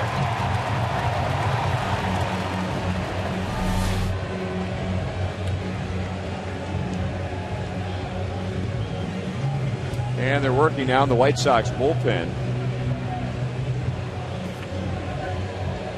Quintana at 83 pitches. That is Matt Lindstrom, who started to warm up when Don Cooper emerged from the third base dugout. Yeah, Donnie Cooper knows something about his pitchers. He's in his 26th season in the White Sox organization and the 11th full-time as a pitching coach. So Cooper knows. Now, probably told him, and Quintana knows this, Billy is close to hitting a dinger, and he hasn't done that since May 14th. It's been a while since he's hit it a ton.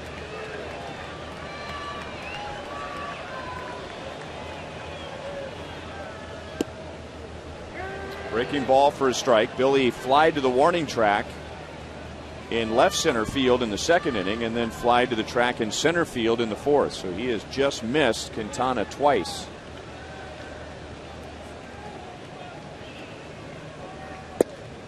One and one. So he's definitely trying to keep it away from him. And this was on the inner half.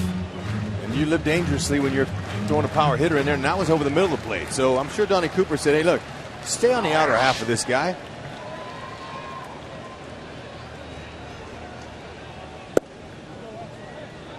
Two and one. And that's what he's doing. Now, Billy's approach here, he really doesn't want to think about the homer unless the ball's elevated and your eyes tell your hands what to do. He doesn't want to hit into a double play, so he's got to be able to stay inside the baseball, focus to the right center. Got to keep you from rolling your hands over. 2 and 2.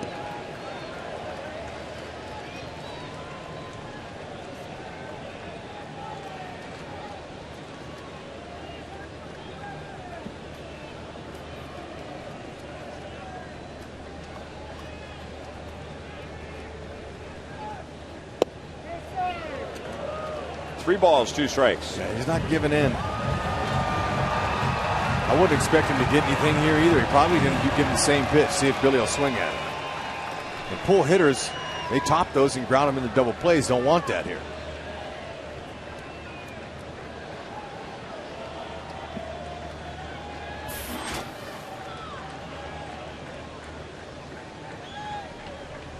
Perez runs and Billy fouls it away.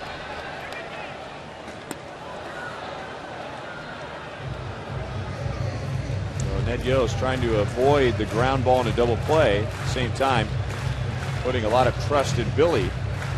If he strikes out, not going to take a whole lot for Flowers to throw out Salvador Perez.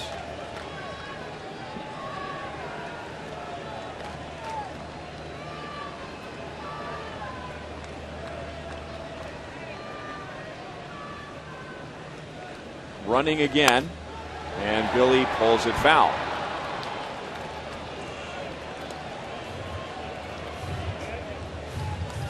Cracked his bat. So Quintana doing a good job so far keeping the ball out of the middle of the plate. Everything either on or just off the inside or the outside edge. Yeah, but at 91 pitches here, he's going to make a mistake. And that's what Billy's waiting on. Went and retooled, got him a new bat. Salvador can get a pretty good lead. Dunn's in front of him.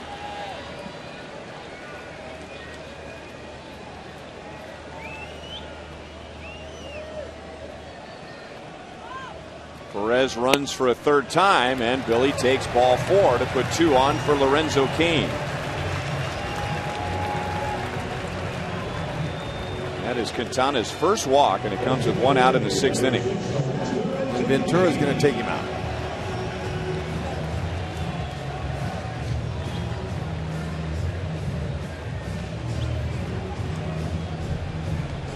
So 91 pitches. Quintana is out. Cain's also had a couple of good swings, even though he's 0 for 2. And Robin Ventura brings in the right-hander Matt Lindstrom for a Chevy call to the bullpen. The Royals and White Sox are tied at 2.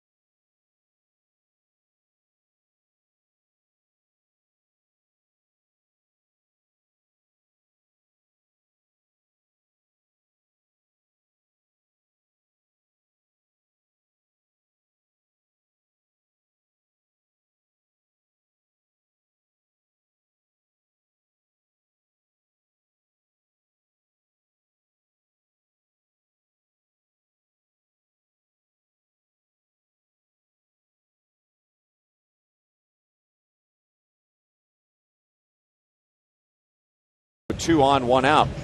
Remember, Royals fans, come out to watch the Royals take on the Twins at a watch party next Saturday at KC Live in the Power and Light District. We'll be giving away a dugout suite to a future game, and admittance is free. So we'll see you next Saturday at 2 p.m. for the Royals and the Twins and the watch party at P&L.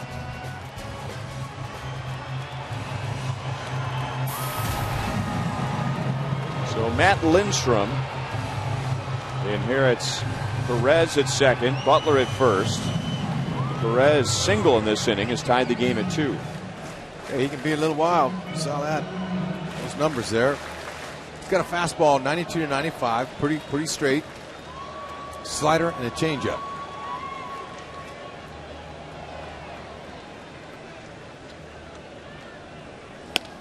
And Lorenzo grounds it right to Ramirez. Lindstrom makes 1 pitch. He gets 2 outs. And that's the inning. Kane is 0 for 3. Royals tie the game on Salvador Perez. 1 out single. 2-2 tie.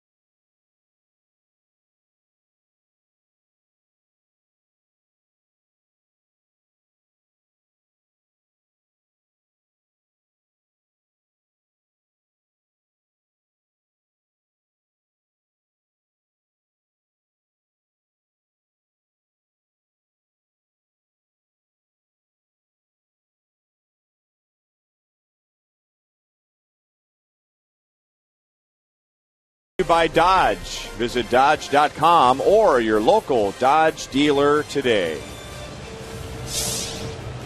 Well-pitched game on both sides. Jose Quintana is out. Wade Davis is still in, and so is Royals Hall of Famer Jeff Montgomery. Wade Davis, I was just looking at the numbers, in his first 12 starts, he went 6 innings 3 times. And now he's got at least 6 innings in his last 3, trying to go 7 today. Well, it's great to see him extend himself out. I think he's been much better as far as his pitch efficiency. He's found a way to get in some really good pitcher's counts, use all the stuff, and when he does that, we've seen, at times he's been able to be dominant. Today, not dominant, but he's had really good stuff and really good results. And he's keeping his team in the game, waiting for the offense to come around.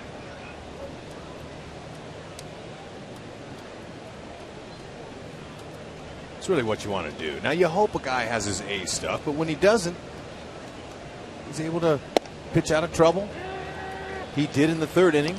4th inning, he walked the leadoff batter and ended up costing him. Gillespie got the big hit.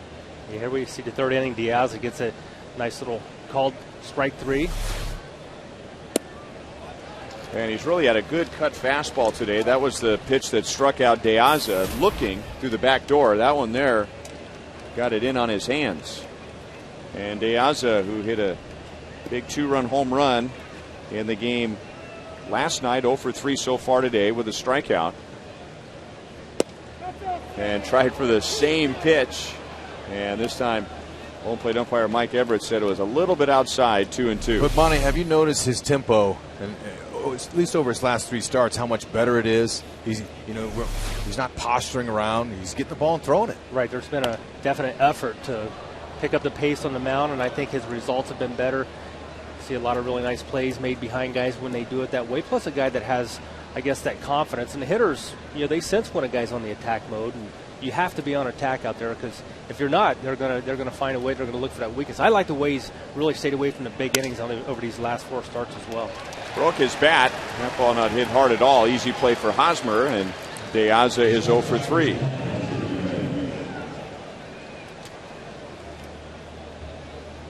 So Davis has only gone 7 innings once before, and that was his best start as a Royal back in April in Atlanta.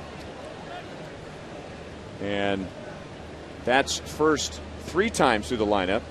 Right now he's working his 4th time through the lineup. And a good start as he's gotten De Aza. He's really pitched the top of the order well. De Aza's 0 for 4. Ramirez batting now is 0 for 3. And Rios, the number 3 hitter, is just 1 for 3. So that would be a combined 1 for 10.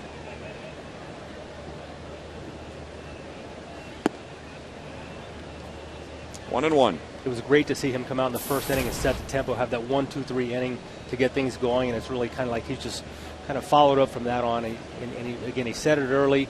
He's had some games early this year where he had trouble first inning that it led to big innings, but today he's just really been very consistent throughout the game.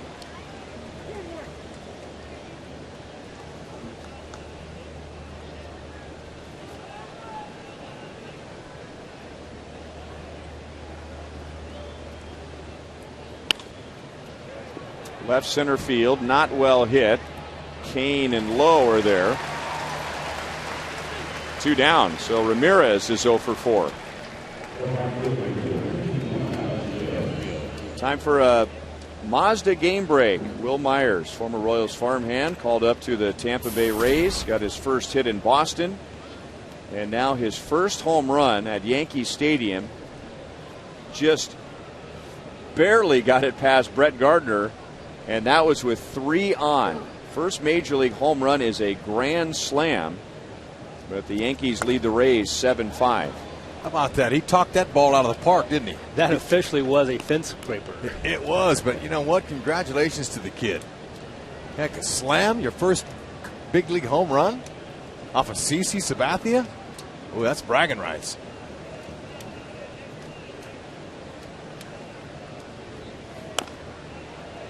Oh, 2 on Alex Rios. Rios doubled last time up. He had been 0 for 17 in his career against Wade Davis. Davis struck him out in his first 2 at-bats today.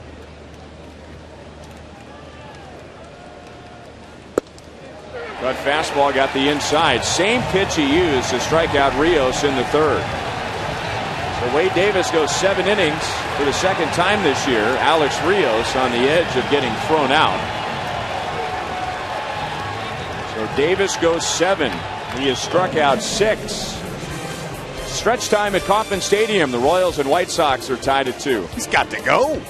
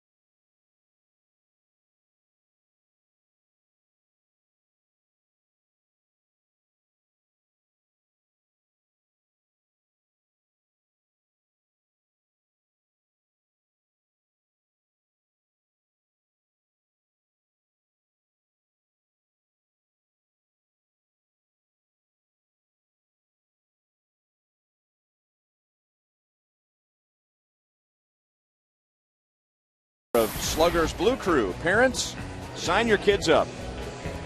Presented by the Learning Quest 529 Education Savings Program. Kids receive a gray batting practice jersey, a Royals hat, blue wristbands, ticket vouchers, priority access for the Sunday Fun Run, and more for just $25. You can sign up right now at Royals.com/Blue Crew.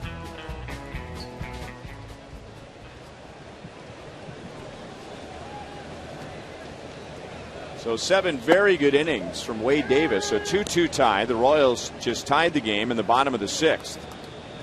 Moustakas drove in the first run in inning number 2, scoring Miguel Tejada. And then Salvador Perez drove in Alcides Escobar to tie the game in the 6th. Matt Lindstrom came on with 2 on, 1 out in relief of Quintana in the 6th. He threw 1 pitch and was able to get Lorenzo Cain to ground into a double play. Hasn't allowed an earned run his last 15 outings. Jump on that fastball. And that fastball comes in at 97 miles an hour, 1-2 on Tejada. It's a good one. He's got a slider, he'll work off of that.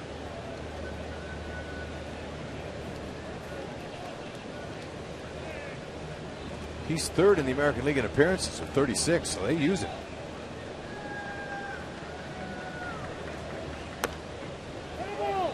Still 1-2.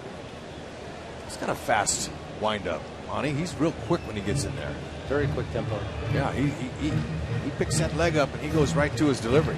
Yeah, I mean, every pitcher is going to get to a balance point a different way. He gets at his very quickly. We saw Quintana, he was very slow getting to his balance point. Yeah. Almost like trying to put guys to sleep, and then he would explode. And then he's got a fastball to work out of that fast delivery, so he can be sneaky quick. I mean, actually, there's no sneaking about him at 97. That's just a power fastball.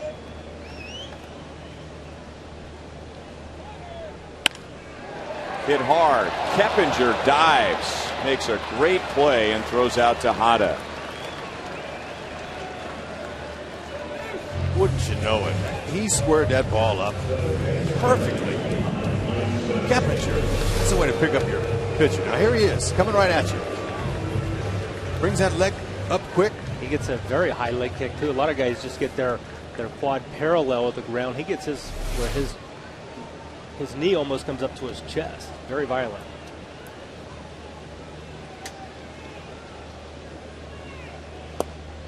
Oh, and 1 on Moustakas. And where that ball was hit, even though it's made by the infielder, that play's made by the infielder, that was hit hard enough to go into right center field. Tejada may have ended up at second base. So Keppinger didn't just save a hit, he may have saved a double in a tie game in the 7th inning. Yeah, you can see it. If that ball gets by him, that's got a chance to go to that gap. You're right, Ryan. That's one heck of a play.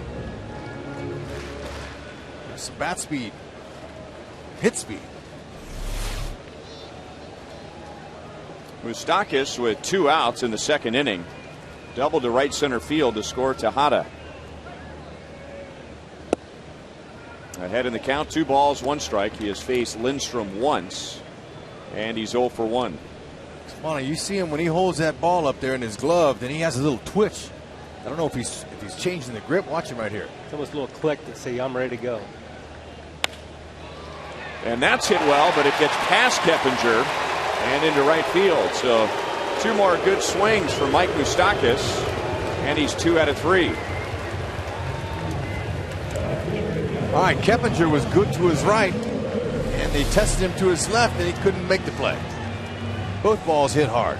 See, there's a little twitch coming in there. He pats his glove again for his timing. Pretty much comes over the top, although he's down to the side of that a little bit, huh, Monty? Yeah, he gets a little life on it, too.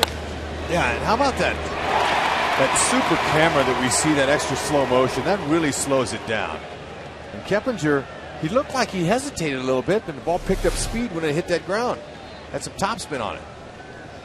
And that puts Mike Moustakas over 200 for the first time in over a month. He is hitting a 202. And 202 never looked better. Yeah, I'm sure it doesn't. I'm knocking on wood as I say this, but it appears as though our corner infielders are getting it going at the same time.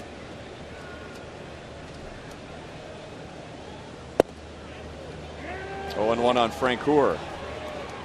You can see there's some late life on that, and it's due to that little arm angle is coming in there. It's got a little bit of ride on that ball.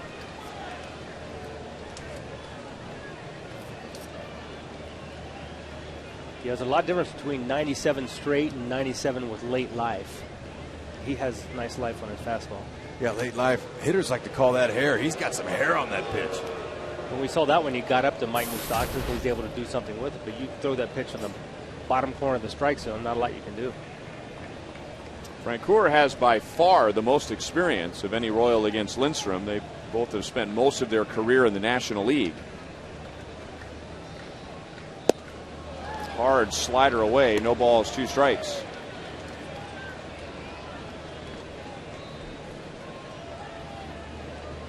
You going to throw that to him again, Monty? Well, just thinking, if I'm facing Jeff Francoeur, I don't care if I throw 97 or not. You throw a slider off the plate, he has a tendency to chase it. I'd just keep going there. I'd throw 3 more if I had to.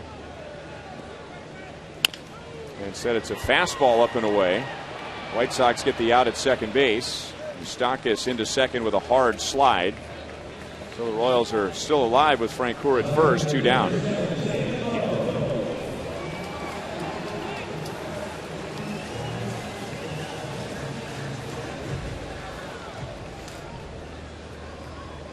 All right, our AT&T trivia question for today. The only 2 players to lead the American League in home runs, walks, and strikeouts in a single season. I got done. I'm going to say Jim Thome and Mickey Mantle. Wow. How about you, Monty? Ooh, I go with Babe and Mickey. There you go. Hey, I would have never guessed that. Way to go, Al. You got us today. The only reason I knew Mickey Mantle is because I had read somewhere every time a hitter in the American League, and I thought Thome had done it, so obviously I was wrong. But I do remember that it was whoever did it was going to be the first one since Mickey Mantle.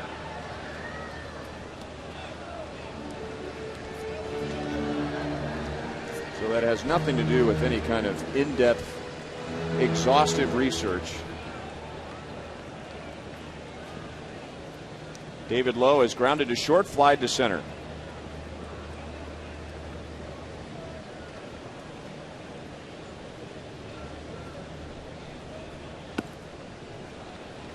Toward his back foot, 1 ball, 2 strikes.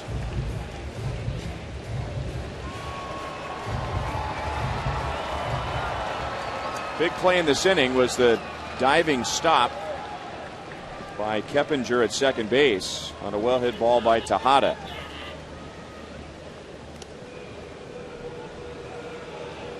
That was to begin the inning. Tejada may have gone to second base. Of course, we don't know, but it was headed in that direction. But Keppinger diving up the middle to take a hit away from him. Then Moustakas singled. And Francoeur has reached on the force out.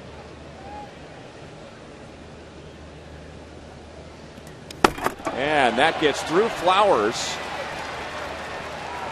And who knows, if Dyson was on the bases with that kick behind home plate, he might have gone first to third.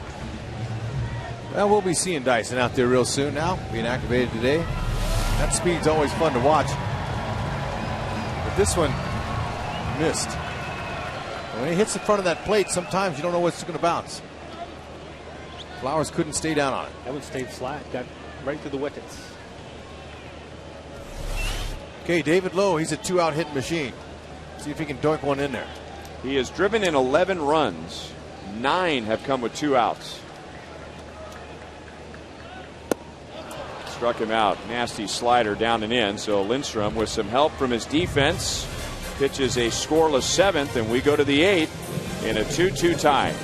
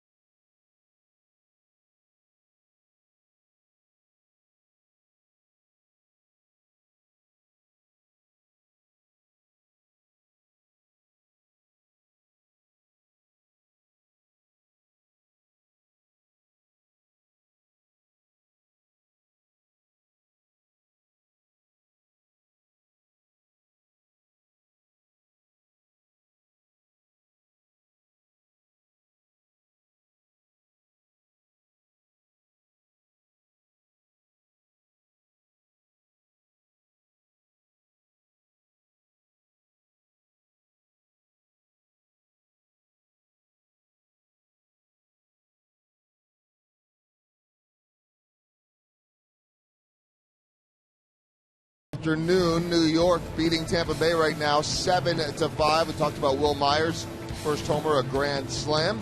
Toronto has won 10 in a row. They double up Baltimore, so John Gibbons' Blue Jays finally rolling.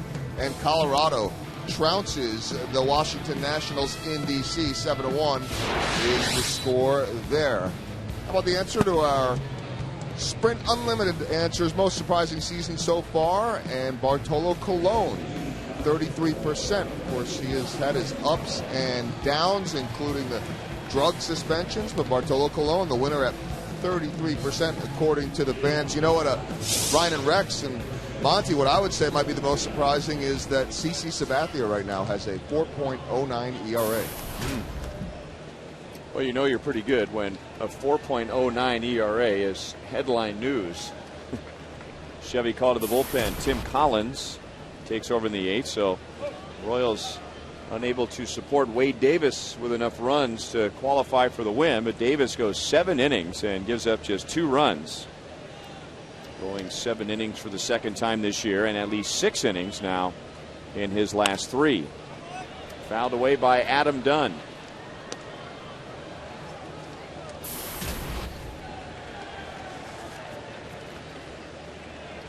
Dunn singled in the second. He walked and scored, leading off the 4th. His single in the second inning came as a leadoff hitter, so this is the 3rd time in 4 innings he has led off. And Collins is ahead 0-2. You got to finish him off. Dunn's hitting 129 with 4 home runs against Southpaw, so he's a strikeout guy, and he hasn't seen that big hook yet. Big hook, straight changeup, mid-90s fastball. Collins looks like he has his curveball where he wants it. Except on that one there, but that was a waste pitch. Good time to at least show it. Mm-hmm.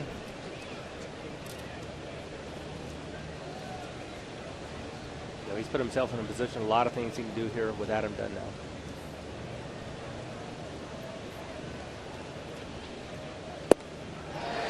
And it looked like a changeup away.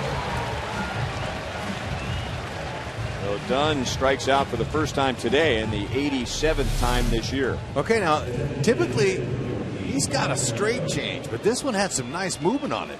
Yeah, you can see how that ball kind of turned over, and the effect came from the lack of velocity. Adam Dunn out in front of it, but you know, when a lefty throwing a lefty a changeup, that's an unusual pitch for a lefty to throw to a lefty. But Tim Collins, he knows that that's a pitch he has to use both to left-handers and right-handers to be effective. And Konerko hit Salvi with his backswing just there. He apologized, and he can reset.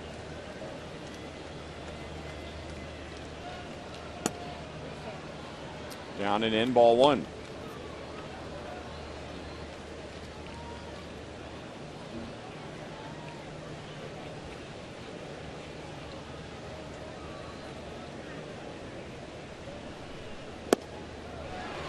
One ball, 1 strike.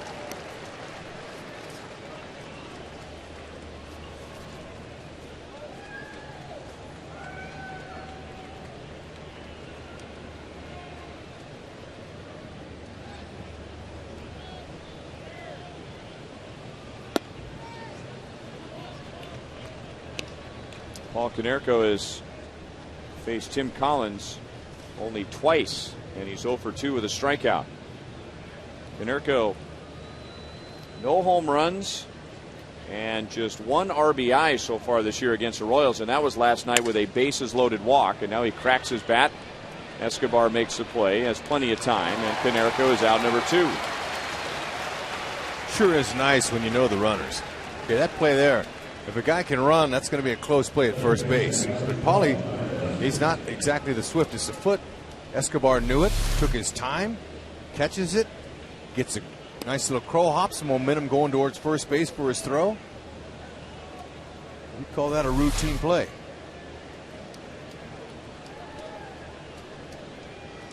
Don't forget to vote for the Royals Player of the Month, sponsored by Majestic and Rally House. You can vote at Rally House stores and get a chance to go on field and meet the winning player. Ball 1-2, Gillespie, who has driven in a run and scored a run. He's 1 for 3. Collins has done a real good job against lefties this year, holding them to a 178 average. And since May, left-handed batters just 2 for 21 off him. So They're having a hard time with that big hook. David Lowe watches it land in the crowd, and it's 1-1 on Gillespie. And the outfield, they're shifted over to left field. They're not expecting Gillespie to pull one here. You see Lorenzo Cain at the top of your screen. He's on the opposite field side of the left-handed batter, and Lowe's hugging the line down there.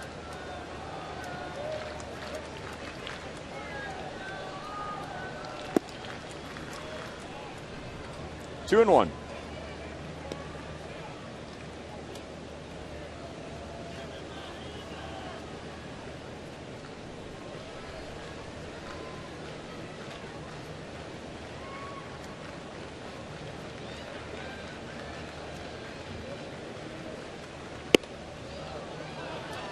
Three balls, one strike. Viciedo with very good power is on deck.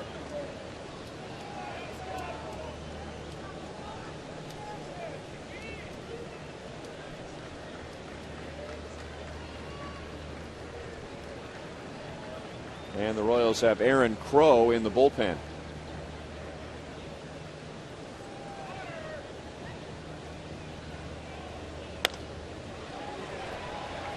That'll stay in play. Moustakas backpedals into shallow left field and makes the play. Collins does his job. Gets the White Sox in order. Top of the order coming up for the Royals in the 8th. Escobar, Hosmer, and Perez, all with hits already today.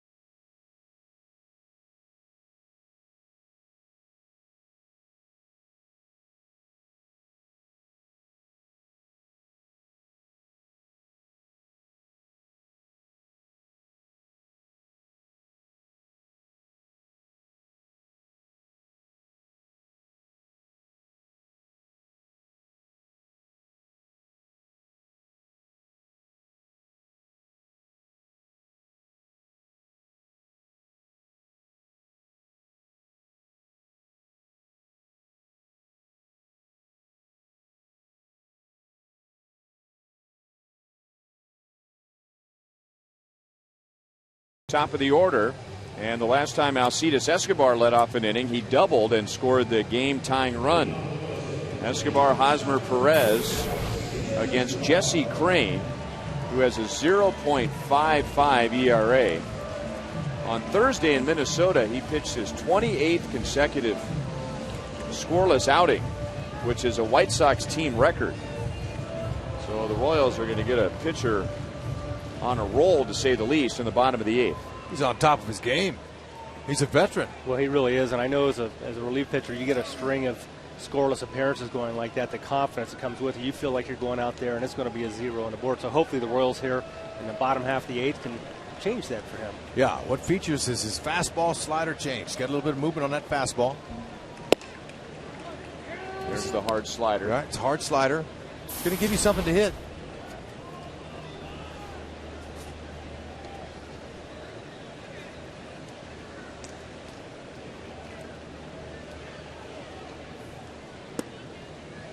there's the curveball outside. Okay, No, he caught the corner. Yeah. 0-2. He's now he's taking a little bit more off of that, getting more break on it. Yeah, so that's a nice overhand curve, Monty. That is the 12-6er, the yellow hammer.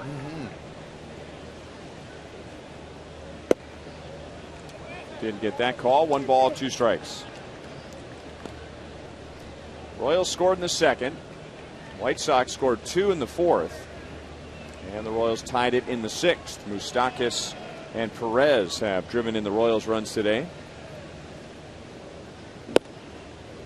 2-2.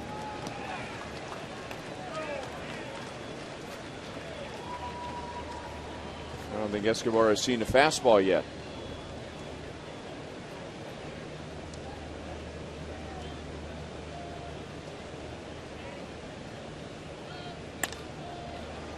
Finally gets one and hits it off the right field line, and Rios cannot get to it as it lands on the tarp.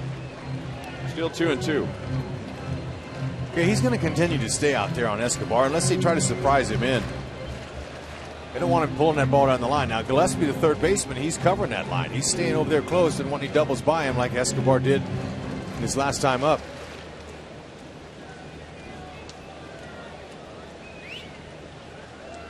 That big hole up the middle.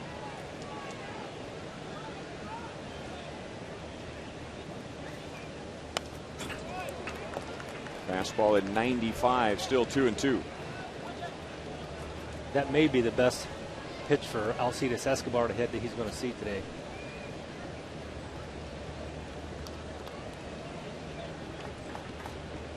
Ed Yost leading him off as Alex Gordon gets a full day off. Alex came out of the game early last night. And so Ned again trying to use Escobar as the leadoff hitter. Curveball cracked his bat, and Ramirez will throw him out. Eric Hosmer comes to the plate. And before the game, our Nate Bukaty, on the topic of Eric Hosmer, talked about him with Royals assistant hitting coach Pedro Grifol. We're not working on pulling baseballs. We're working on hitting the ball where it's pitched. And all we want him to do is, like I said, be on time, always be on time, rather be early than late, and use your lower half. And when he does that, he's going to be real good. Okay, what he means by being on time is that front foot, when it comes down, he wants to be able to be in a good hitting position. That's being on time with the ball. Sometimes when you lift that front foot up and that comes down a little bit late, you're not on time. And you're going to be behind the ball. You're going to try to come in there again on it.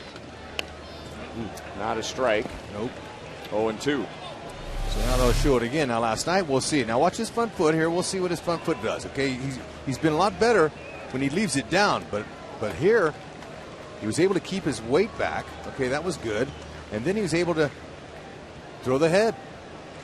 And we heard Grifol talk about dropping the head, and that's what you do in baseball. When a pitch is inside, you got to get that head there. They're going to try upstairs. Ooh. Another thing that Pedro Grifol talked about was him using his lower half, using his legs, the big muscles. You have a lot of power in your big muscles. It doesn't matter if you're a boxer, you're a hitter, you're a pitcher. You got to find a way to use those big muscles. And when he's able to do that, he can drive the ball. And last night that was a changeup, and he got the bat head out in front, and we saw the results. Still 1-2. Yeah, I don't ever remember Jesse Crane throwing a big curveball like that. He was always a fastball slider guy. Anyway, that curve, that's an equalizer for him. You got 95, you got a hard slider and a big curve. He's got a changeup too, but he's obviously not throwing that. He doesn't need to.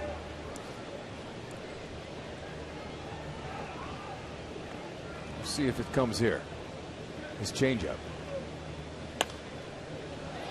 And Hosmer's still alive. He was set up for a good time to throw the changeup at that count with a 1-2 count. He gave it a shot. So, fortunately, he able to protect there. It's still alive. And so here we're looking at a veteran pitcher, a reliever that uses 4 pitches. And that's one of the reasons why he's at the top of the league in all the relievers categories. Throw them all anytime he wants. And we'll do it again. That fastball at 96. 95-96 with his fastball. Slider in the mid-80s, and then a curveball in the low 70s. He's first in ERA at 0.55. He's first in holds with 18. He's tied for 6th in strikeouts. And he's a guy that doesn't get a lot of recognition because he doesn't have the saves next to his name in the category, but he's been very, very effective. He's always been a very quality pitcher. Inside, 2-2. They like the way Hosmer's competing here. Spitting on that borderline curveball there, that was good. Just waiting him out. He's got a couple swings, so he's gauged his swing on Jesse Crane's pitch. Waiting for a mistake. Got to stay with that heater. Ooh, curveball hit in the air to right center field, down around the end of the bat, and it's going to drop. Hosmer might end up at third base, and he will.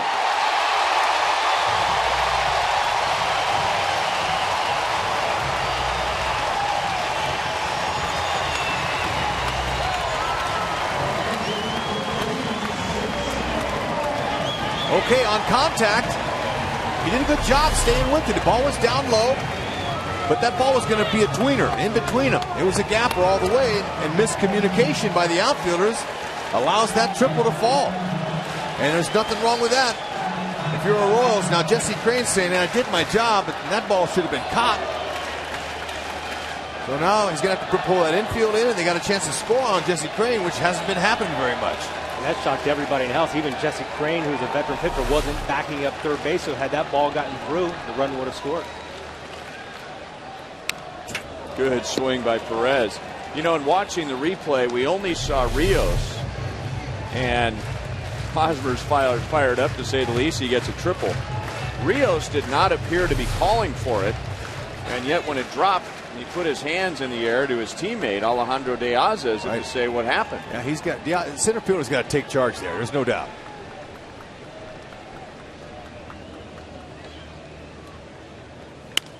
Popped up.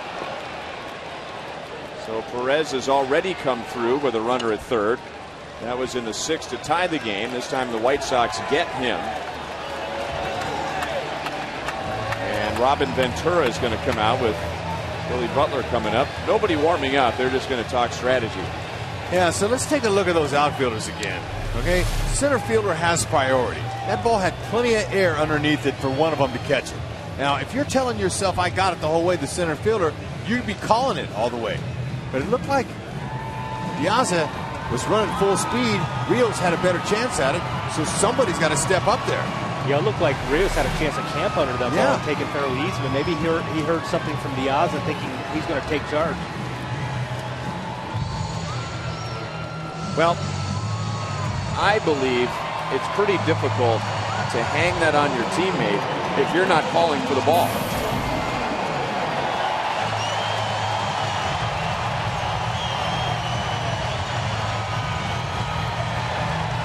I would assume that meeting on the mound had everything to do with what to do with Billy Butler, maybe what not to do with Billy Butler, with Lorenzo Cain on deck. Will they pitch to him, or will they try and pitch around him? We're about to find out. Went right at him with a fastball. Yeah, with Jesse Crane's stuff and his success he's had, I'd be shocked if they tried to pitch around him here, because, you know, with that kind of stuff, with 4 pitches, you got an advantage over the hitter. No question. So, you take your chances and you hope that Billy can find some Trevor turf out there in the outfield. Down in the count, no balls, 2 strikes. Remember all those runs the Royals scored in Cleveland thanks to a wild pitch and a runner at third. Well, in addition to all the other impressive numbers posted by Jesse Crane, he has not thrown a single wild pitch this year. Be a good call, though, Ryan. Take him any way they can get him.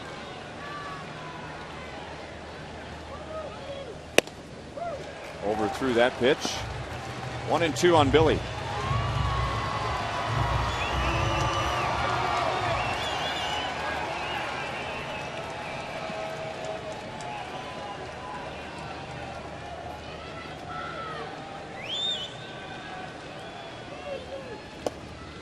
That's a pitch that's been giving him trouble. He didn't go for it. 2 balls, 2 strikes. Yeah, he stayed hard on Billy first 3 pitches, then he tried to get him to fish for that slider down and away. And that's been the pitch that the league has really used with Billy lately, a slider from a right-hander just off the outside part of the plate. Slow breaking ball. Billy looked like he pulled the trigger twice trying to wait on that pitch and fouled it away. He saw it. He couldn't just tell his hands, though, what to do with it. That's a roller. Look at it. That's a hanger, too. That's called a hanging curve. Watch Billy's eyes. He's tracking it. He says, oh, that's hittable. Oh. I don't think he'll see that one again. No.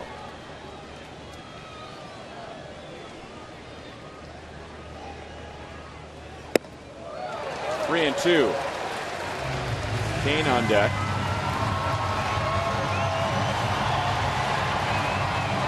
So what do you do here? I mean, Crane has the stuff, but at the same time, Billy has seen 5 of his pitches in this plate appearance.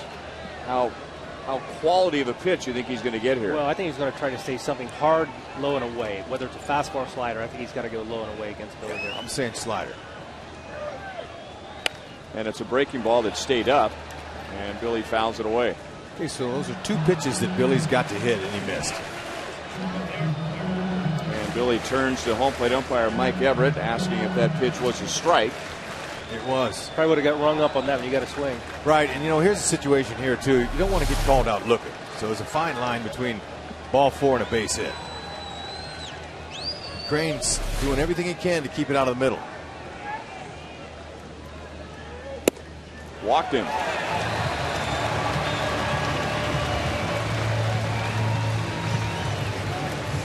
Second walk for Billy today, 43 on the year, which is the second most in the league.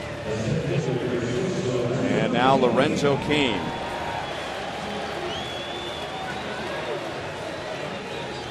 Remember the last time Lorenzo Cain came to the plate? Late in the game, in an afternoon game. Last game of the last homestand against Jose Valverde. Yep, and he answered it. Tied the game. So now Gerard Dyson, you wondered when he was going to come in. And Monty, I saw your pregame show, and you guys had your choices of who's going to be driving the bus, more or less. And you said it was going to be an unknown. How about an unsung hero? Unsung hero. So maybe Lorenzo can well place a ball and let Dyson come all the way around. That pitch stays high, ball 1.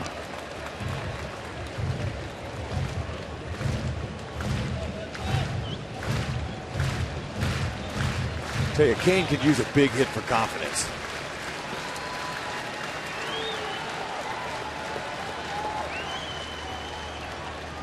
Dyson runs. Cain takes a strike. Dyson gets a stolen base. The ankle looked fine to me. Yep, he's good to go. Now, Lorenzo, he's 4th in the American League in batting during the day. 357 coming into this game. So he hasn't done anything today so far. So why not be the hero again?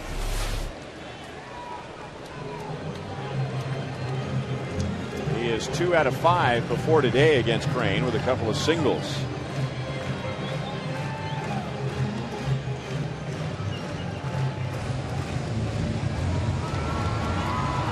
Ramon Troncoso warming up behind Jesse Crane and just starting to warm up.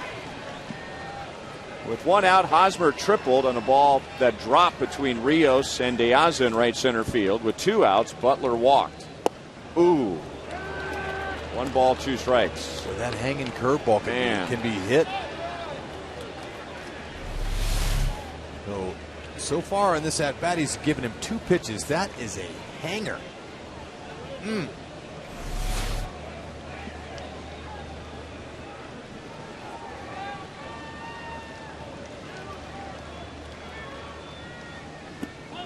And he went even slower and struck him out.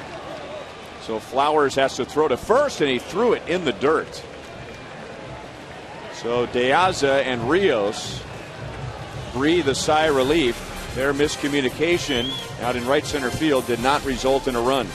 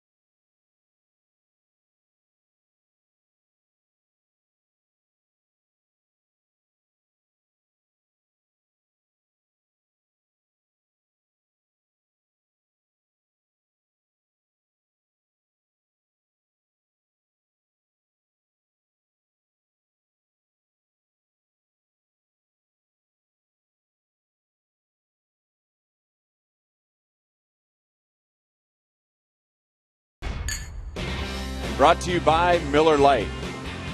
Well, Wade Davis today earns a lot of stripes with his teammates. Gets 7 very quality innings for the Royals.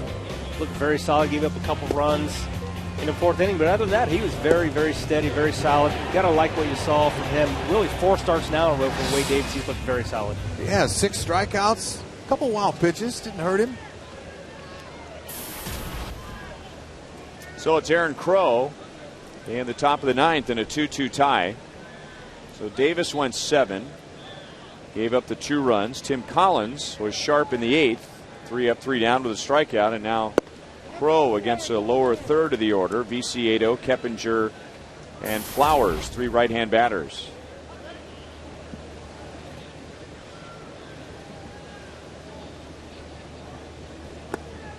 Royals received a huge break in the bottom of the 8th inning when Hosmer reached on a ball that dropped in between Rios and De Aza. And Eric ended up at third with 1 out, but Crane was able to strand him there, getting a pop-up and a strikeout. And that's into center field, a base hit for Diane Viciedo, his 2nd hit of the game. You roll a ball like that with topspin on it, and it bounces again in the dirt. It's getting through.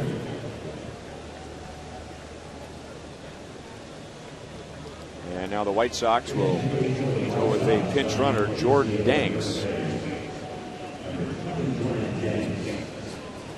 Younger brother of White Sox starter John Danks. So Ned Yost, by him pinch running Gerard Dyson in that situation, it not only takes Billy out of the game, and Dyson, they took a chance that Lorenzo Cain could make some contact there and score the winning run and go ahead, but he does have Elliott Johnson on the bench, so he's got more speed for later when they need it. But Dyson, he's a very secret weapon. I mean, he's not a secret anymore. He's a guy that can go out there and really change the game with nobody else on. He can steal the bases. And, that's a gamble that Ned took.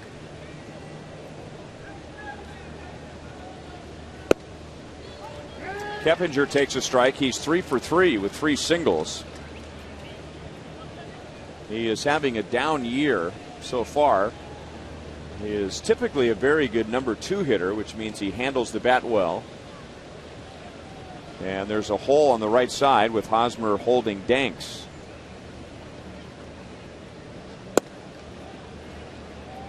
One ball, 1 strike.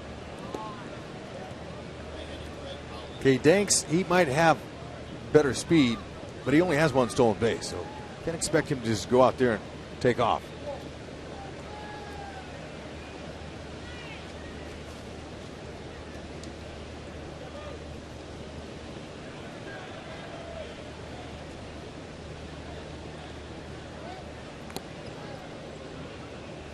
Last time the White Sox were here, they narrowly avoided a sweep. A 1-0 game in the top of the 9th inning.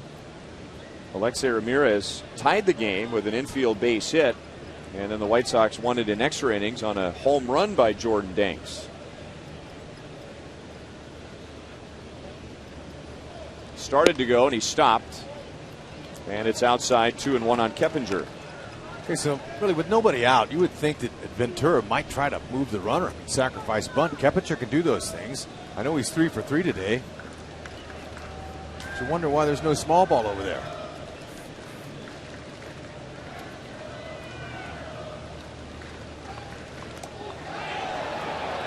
Just barely got back. He spun his wheels trying to get back to first base and almost did not reach the bag.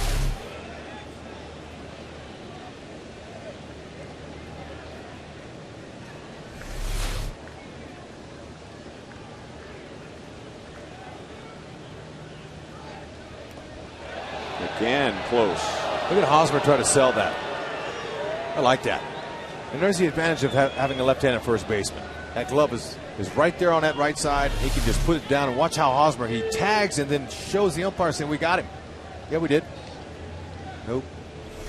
Most of the time when a pitcher throws to first in a situation like this is to keep the runner at bay, but Aaron Crow's actually trying to pick him off.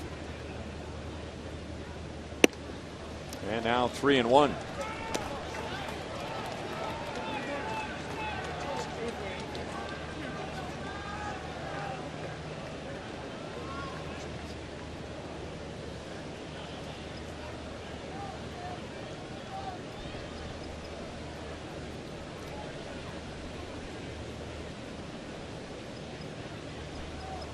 Banks not running. Keppinger takes ball 4, and the White Sox have 2 on with nobody out.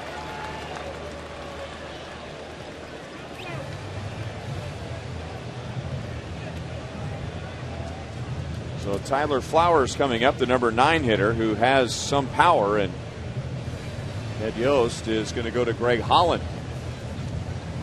So Holland won't get a save. They're just asking him to save this inning. Runners at first and second, nobody out, in a 2-2 tie in the 9th inning.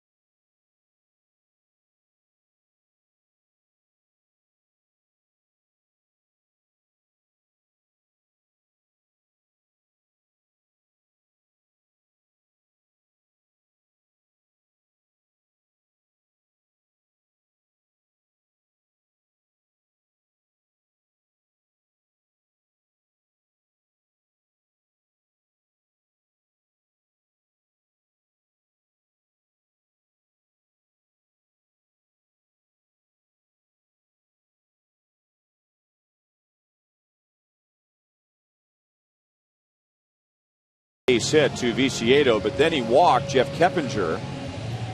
So the White Sox with runners at first and second, and Ned Yost goes to the closer, Greg Holland.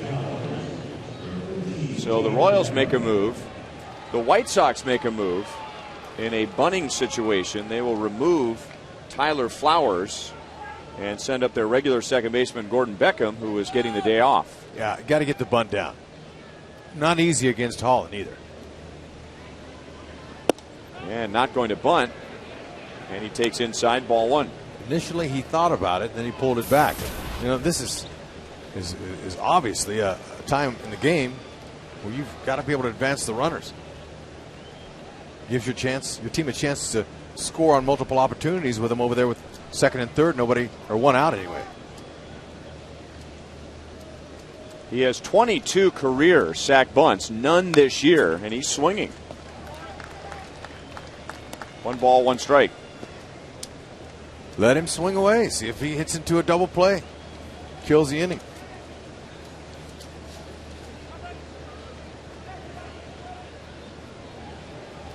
Perhaps he is swinging because Beckham is 4 out of 9 against Greg Holland.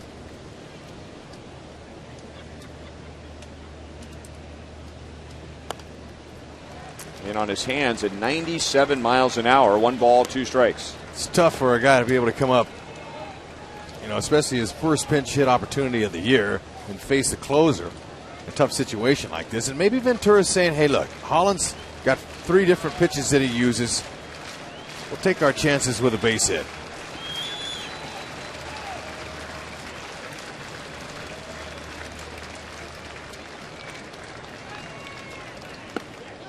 Started to go. 2-2. Beckham was 1 for 4 with a double and a run scored last night. It's a tough pitch to lay off of. You got 2 strikes. Very tough pitch to lay off of.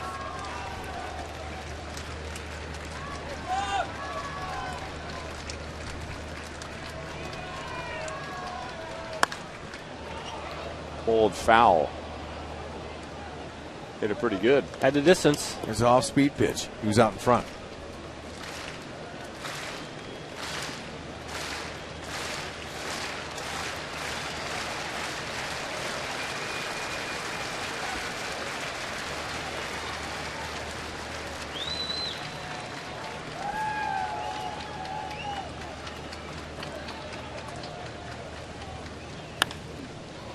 in the air to right center field. Kane was rather shallow, so this will be deep enough for Danks to go to third. So Robin Ventura allows Beckham to swing the bat. He advances one runner and put runners at first and third with one out. Okay, so Beckham, he did a job. He got the runner over.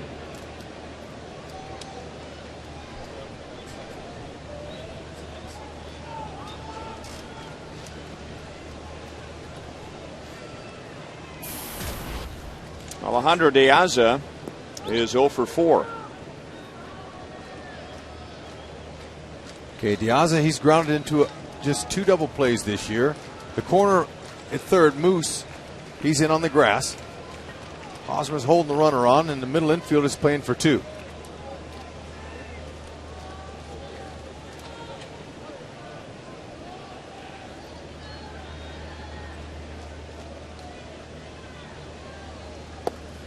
Outside for ball 1.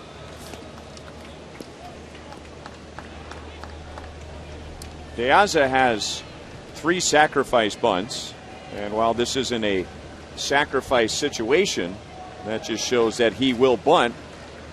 He is a bunting candidate if the White Sox were to think about a squeeze.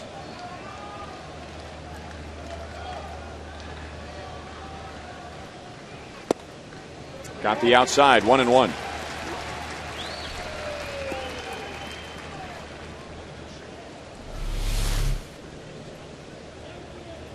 Ooh, he'll take that. Thank you. He'll take it. I think you got to pitch this guy almost like you have first base open, because if you do walk him, you've got a double play set up with Ramirez coming up on deck, a right-handed batter. I think you got to be very careful with him. Outside, 2-1. Let's watch the routine of third base coach Joe McEwing. And he has to make sure in a situation where there's a squeeze that he does the exact same thing in between every pitch, including walking up to the runner. And every time he either tells the runner there's nothing on, that's right, or he tells him the squeeze is on. And now 3 balls and 1 strike. So he goes through the routine again. Yep. He's getting the sign from his manager, Robin Ventura. Gives the signs to the guys on the bases, and then he walks out. Says, all right, freeze on the line drive. You got 1 out.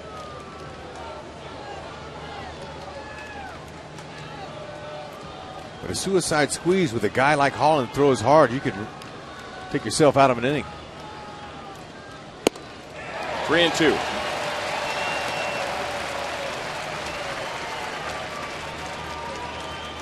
We've seen Holland's velocity up in the upper 90s as of late. That pitch at 98, he threw one at 99 the pitch before. And Joel interviewed him after a game the other day. He said he's finally starting to get loose. So his velocity seems like it's been climbing as the year goes on. We thought it might have been the radar gun on the road trip, but turns out it's not. And that ball's rising a little bit, too. Looks like to me he's really got some life on it. Still 3-2.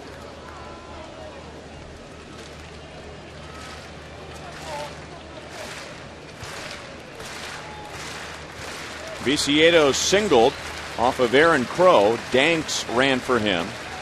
Keppinger walked. Beckham flied to center. Danks went to third.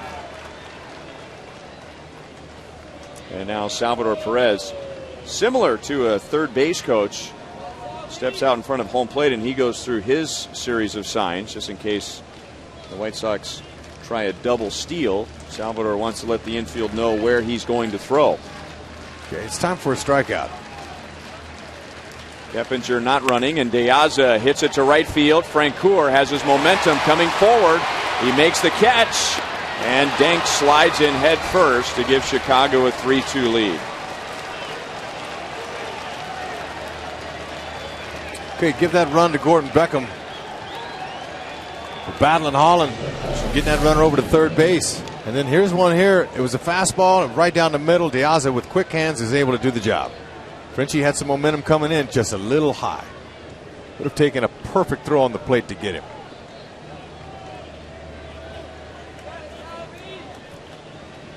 I wouldn't be surprised they don't appeal that one. They are.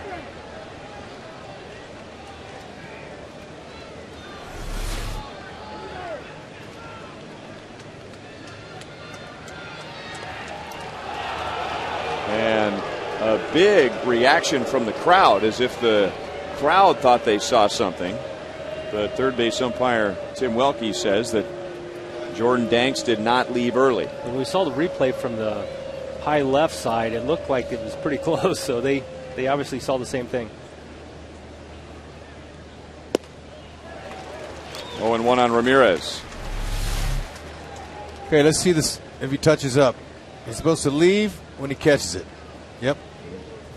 He was even a little tick late.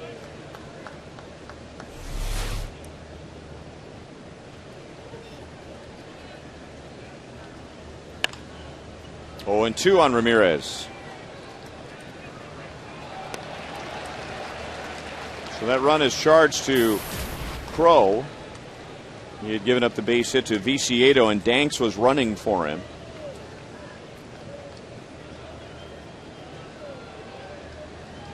Crow is still responsible for Keppinger at first base.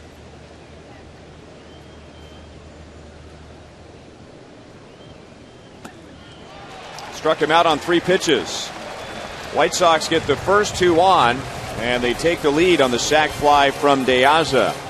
Tejada, Moustakas, and Frank Coeur to face Addison Reed in the bottom of the 9th.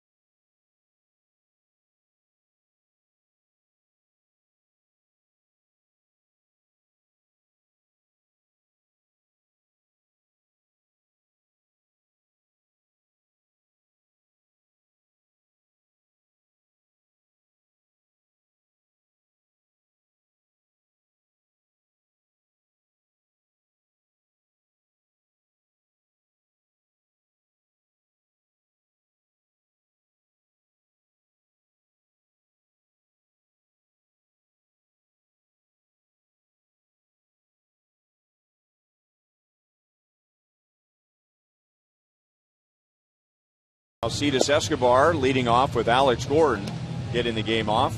He's been on and scored a run. The game tying run, which tied the game at 2 in the 6th inning. Eric Hosmer has 2 more hits. Mike Moustakas has 2 more hits. Okay, there's a positive. Some guys starting to get it going again, but Lorenzo Cain, well, he's kind of fallen off a little bit, and they needed him in this game today. The last time Addison Reed came on for a save at Kauffman Stadium was on May 5th. And with 2 on, 2 out, Billy Butler hit a 2-run double into right center field. Royals ended up tying the game in the 9th and then winning it in the 10th. Yeah, well, maybe that can happen. That's when we heard one of Hawk Harrelson's Hawkisms, you got to be blanking me. Bleeping. Maybe they can make it happen again. Fastballs, hard. Here they come. Inside to Tejada, so it's Reed pitching. Beckham is at second base. Danks goes to center, and De Aza goes to left. And the new catcher is Hector Jimenez. Beckham at second, Danks in center, De Aza in left, Jimenez catching, Reed pitching. And that's at the knees for a strike, 1-1 on Tejada. Okay, mid-90s fastball slider. He'll cut his fastball when he wants to. He's got a changeup too, he'll feature.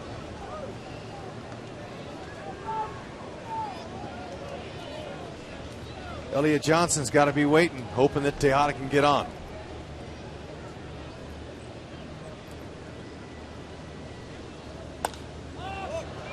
In on him and hit up into the sun. And Gillespie tiptoeing along the line brings it down. One away in the ninth.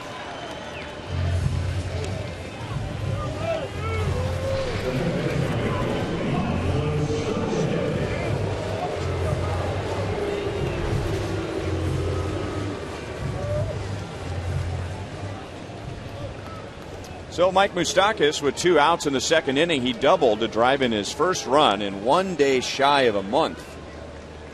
And he's got his batting average up over 200 thanks to 2 hits today for the first time in well over a month. Keep it there.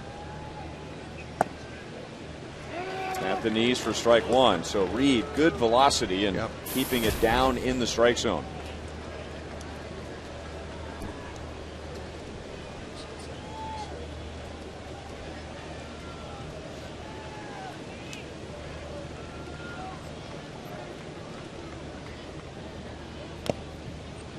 And 2. Okay, and Moose was ticked behind that, so I'm sure Reed's going to come right back in there with another one. However, you know, throwing over that middle of the plate, you can get hurt. Moose was just a little behind it.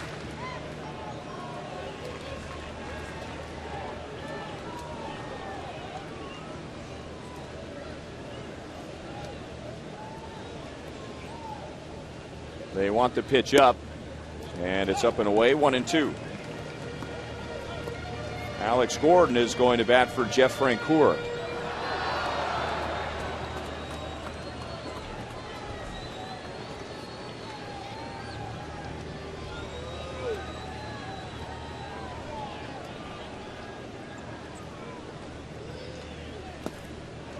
Two balls, 2 strikes. Quintana went 5 1/3, giving up the 2 Royals runs. Lindstrom went an inning and 2/3. Jesse Crane got around a potential mess in the 8th inning when the White Sox did not communicate well in right center field, and Eric Hosmer's fly ball dropped for a triple. Royals had the go-ahead run at third with 1 out. Crane got around it. Good swing by Moustakas, 2-2. Okay, that's better. Whenever you foul a ball straight back, you were on it.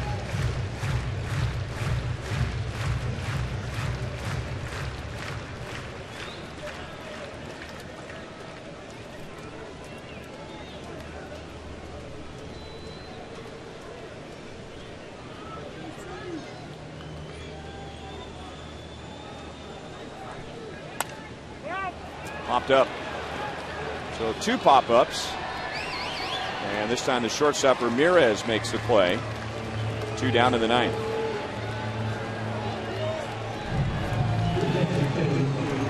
So again, we go back to May the 5th. We showed you Billy Butler's double off of Addison Reed to tie the game in the 9th. This was Alex Gordon in the 10th against Omagrosso.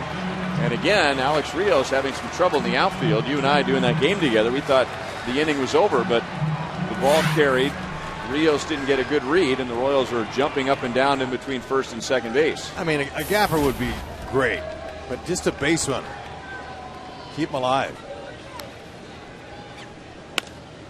And he's after the first pitch. Ramirez goes way out and makes the play in shallow left field. So 3 infield pop-ups. One of them ends up in shallow left field, and Addison Reed today gets the job done. And the White Sox have won the series, winning today 3-2 with a chance to go for a sweep tomorrow afternoon. So Gordon Beckham coming on as a pinch hitter. He helps set up the game-winning run with a fly ball to left field that got Jordan Danks to third. And then Danks coming home on the sacrifice fly from Alejandro De Aza. And that is today's Ford play of the game. Yeah, Robin Ventura's moves, they paid off late. Hey, De Aza, short, quick swing. Fastball there. You wondered if he could have pitched around him a little bit with Alexi Ramirez on deck, the right-hander. But no, Holland's going to go after these guys and end up losing that. But Ventura pinch hit Beckham. He got the runner over. And then Danks was the runner. He ran for him. So the moves worked out for Robin.